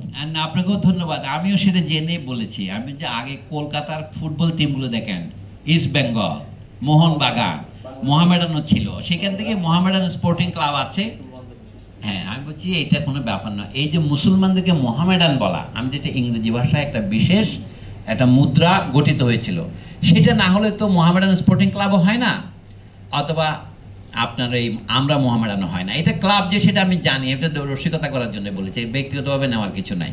আমি যে মোহামেডান কথাটা মুসলমানের জায়গায়, মুসলমান, মুসলিম এবং মোহামেডান, আমি যে মোহামেডান কথাটা চালু হলো কখন, এইটা খ্রিস্টান দৃষ্টিভঙ্গি থেকে মোহামেডান, মুসলিম দৃষ্টিভঙ্গি থেকে নয়। আমি এটাই বারবার বলেছি, বঙ্গভঙ্গ যে আমরা বলি, এটা পশ্চিমবঙ্গের দৃষ্টিভঙ্গি থেকে। তারা মনে হয়েছিল বাংলাটাকে ভাগ করে ফেলা হলো, কিন্তু পূর্ববঙ্গের দৃষ্টিকোণ থেকে যদি সাময়িকভাবে চিন্তা করেন, এটা হলো নতুন প্রদেশ সৃষ্টি, যার রাজধানী হবে ঢাকা। পূর্ববঙ্গের লোক বলছিলেন একসময় মুঘল আমলে বাংলা রাজধানী ঢাকা ছিল, তার আগে বাংলা রাজধানী গৌড়ে ছিল, রাজমহলে ছিল, পান্ডুয়ায় ছিল, তারপরে মুর্শিদকুলি খাঁর সময় 18শো শতাব্দীর শুরুতে আওরঙ্গজেবের মৃত্যুর পরে রাজধানী ঢাকা থেকে নিয়ে যাওয়া গেল মুর্শিদাবাদ। সেখান থেকে ইংরেজরা নিয়ে গেলেন কলকাতায়। সেই কলকাতা থেকে যখন ঢাকায় আবার রাজধানী প্রত্যাবর্তনের একটা সুযোগ হলো, হয়তো নিখিল বাংলার নয়, খণ্ডিত বাংলার, পূর্ব বাংলার দৃষ্টিকোণ থেকে একটা নতুন প্রদেশ সৃষ্টি। তা না বলে আমাদের ভাষার মধ্যে আমরা এখনো বলি বঙ্গভঙ্গ, এবং বলে বঙ্গভঙ্গ আন্দোলন আসলে বঙ্গভঙ্গ বিরোধী আন্দোলন। কলকাতার চোখে দেখলে বঙ্গভঙ্গ হয়। আমি সেই জন্য বলছি মোহামেডান শব্দটা হচ্ছে খ্রিস্টানের চোখে মুসলমানকে দেখা। কারণ খ্রিস্টানরা হলে কি, আমরা খ্রিস্টানদের নাসারা বলি। কেন নাসারা বলি? হযরত ঈসা আলাইহিস সালাম জন্মেছিলেন যে প্রদেশে, প্যালেস্টাইনে, সেটার নাম নাসারেত। তো নাসারেতের যে অনুসারী তাকে তো আমরা নাসারা বলবোই। কোরআনে বারবার আছে ইয়াহুদ ও নাসারা। ইয়াহুদের উৎপত্তির কথা আমি বলছি না, আমাদের বৌদ্ধদের বলি। বৌদ্ধদেরকে আমরা মগ বলি কেন? গৌতম বুদ্ধ যেখানে জন্মেছিলেন তার দেশটার নাম ছিল মগধ। তখন বাংলাও মগধেই ছিল। এমনি আমরা মাগধী প্রাকৃত, অপভ্রংশ প্রাকৃত বাংলার ইতিহাস বলি। তাহলে মগধের যিনি পয়গম্বর, যদি হুজুরেরা কিছু মনে করেন না, আমি পয়গম্বর মানে সংবাদদাতা এতে বলছি, মানে মেসেঞ্জার, তিনি হলেন বৌদ্ধ, এনলাইটেনমেন্ট লোক। তো তার জন্ম যে দেশে, তার যে অনুসারী, তো তাকে আমরা মগধের অনুসারী বলি। যে অর্থে নাসারা বলা হয় সে অর্থে মুসলমানদের সবাইকে মক্কি বলা যেতে পারে, যে আমরা মক্কার পয়গম্বরকে অনুসরণ করি। কিন্তু ভাগ্য ভালো মুসলমানরা তা করেননি। আমরা মুসলমানরা বলছি আমরা ইসলামের অনুসারী। ইসলামের মানে শান্তি, বা আমি যদি ভুল বলি আপনারা ক্ষমা করবেন, এই হচ্ছে নামকরণ। কিন্তু তাদেরকে মোহামেডান বলা হচ্ছে কি জন্য? খ্রিস্টানরা বলো আমরা জিসাস ক্রাইস্ট, ওনার নাম হলো ইউসুস খ্রিস্টোস। তার নাম যদি আরমানিক ভাষা যদি উচ্চারণ করি, উনি ইহুদি ভাষার যে অংশে কথা বলতেন, হ্যাঁ, ওইটাতে ইউসুস খ্রিস্টোস বলা হতো তাকে। এইটা থেকে আরবিতে ঈসা হয়েছে, ইংরেজিতে হয়েছে জিসাস, এবং খ্রিস্টোস এখান থেকে ক্রাইস্ট।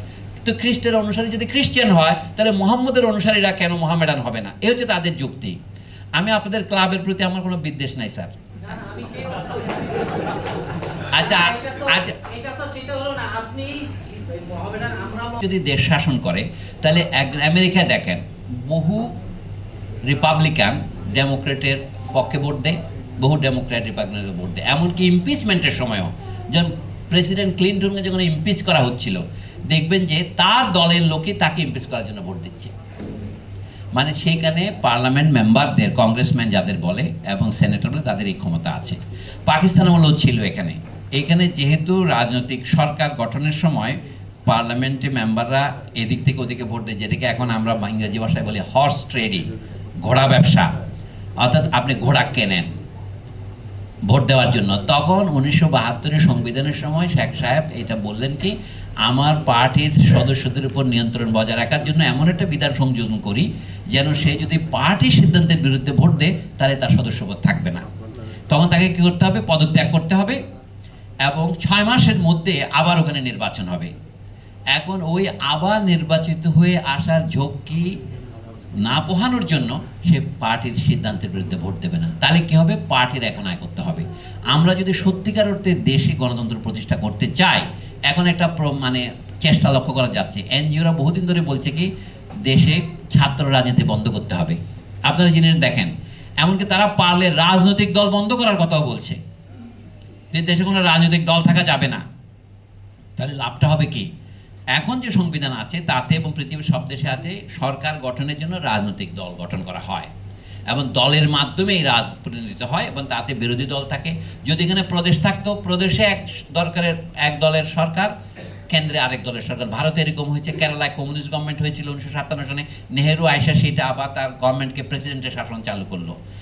যা হোক, এই সমস্ত জটিলতা বাংলাদেশে ছিল না, প্রদেশ নাই। শুধুমাত্র পার্লামেন্টে যদি আপনি নিজের দলকে নিয়ন্ত্রণ করতে পারেন, তাহলে তো আপনি চিরকাল প্রধানমন্ত্রী অথবা প্রেসিডেন্ট থাকতে পারেন।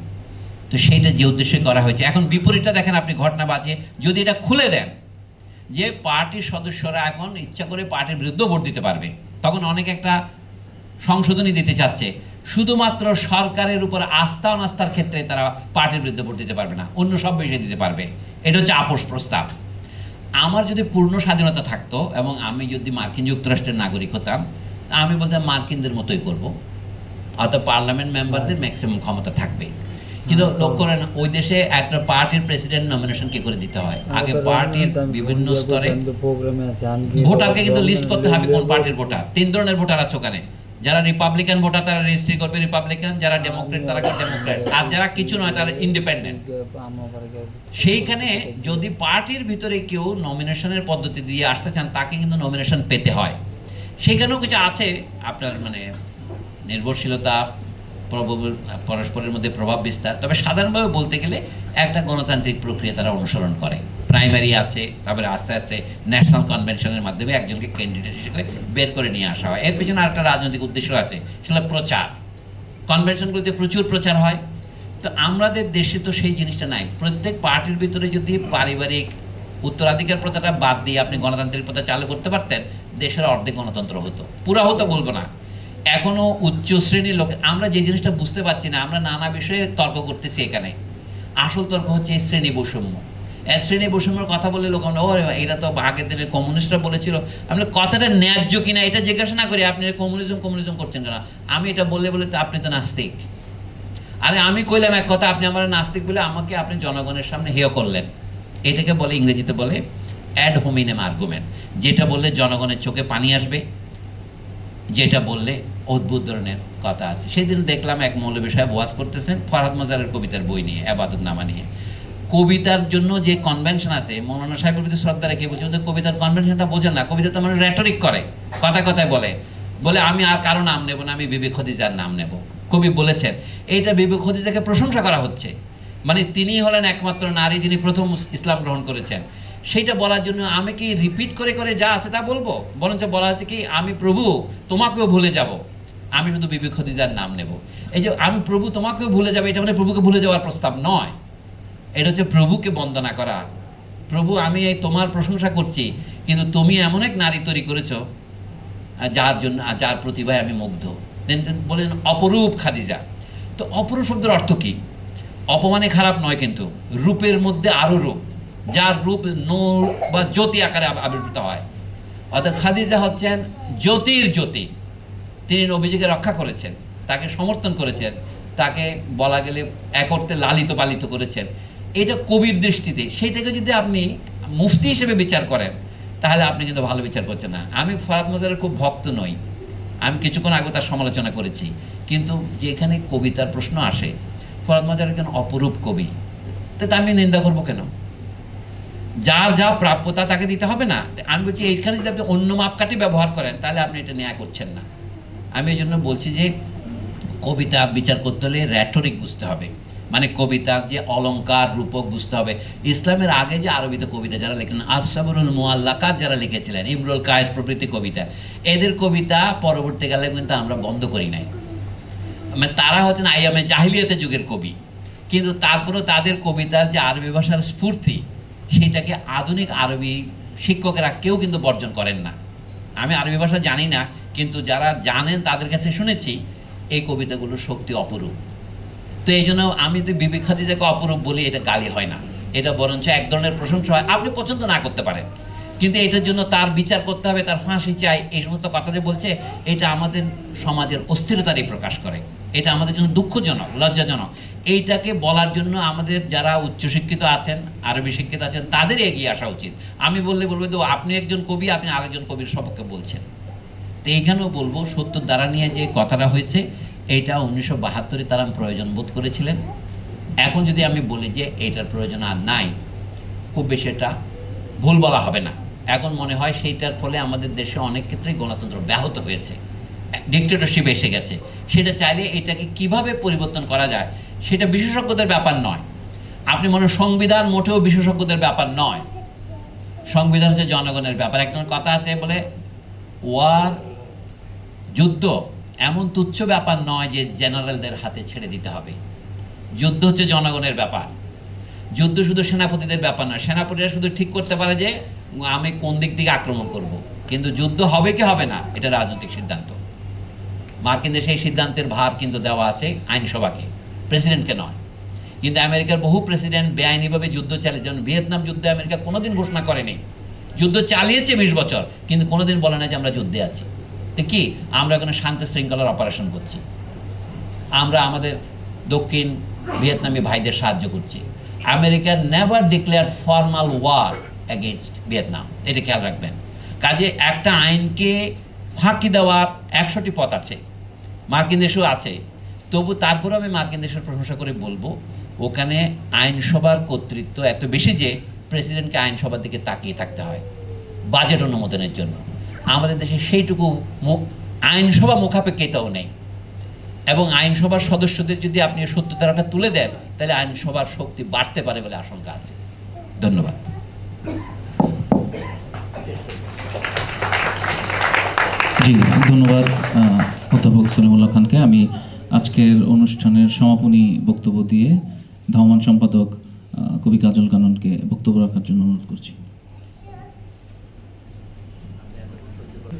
আমরা আলোচনা করি, কথায় বলি সংবিধান, জাতি, রাষ্ট্র, গণক্ষমতায়ন ইত্যাদি এইসব বিষয়।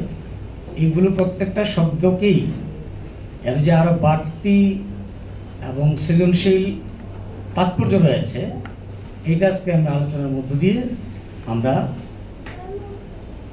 জনাব সলিমুল্লাহ খানের আলোচনার মধ্য দিয়ে আমরা পরিষ্কার হওয়ার বা বোঝার চেষ্টা করেছি।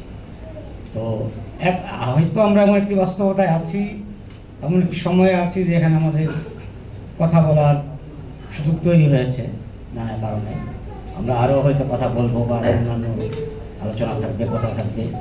তো এই কথা বলার সুযোগ তৈরি হয়েছে, সুযোগ তৈরি হয়েছে যেসব বুদ্ধিজীবীর মধ্য দিয়ে বা যাদেরকে আমরা মনে করেছি এরকম একটা আলোচনার জায়গায় থাকা, আলোচনার জায়গায় নিয়ে আসা। তো সেটা আমরা ওনার মধ্য দিয়ে আমরা আশা করি যে আমরা অনেকটাই সেই তৃপ্ত, পরিতৃপ্ত এবং আমাদের আগামী সংবিধান কীরকম হবে, কী ধরনের হবে, কীভাবে হবে, আমাদের জাতি গঠন, আমাদের আকাঙ্ক্ষা, আমাদের প্রত্যাশা আমরা কীভাবে তৈরি করব, তার জন্য হয়তো আমাদের এই আলোচনা আরও অনেক বেশি বেশি করতে হবে, আরও অনেক বেশি বেশি শুনতে হবে, আরও অনেক বেশি বেশি বলতে হবে। বলা এবং শোনার মধ্য দিয়ে এক নতুনতর নবতর তাৎপর্যের দিকে আমরা যাব, সেই প্রত্যাশা রেখে আপনাদের সবাইকে অভিনন্দন জানিয়ে শেষ করছি আজকের আয়োজন। ধন্যবাদ।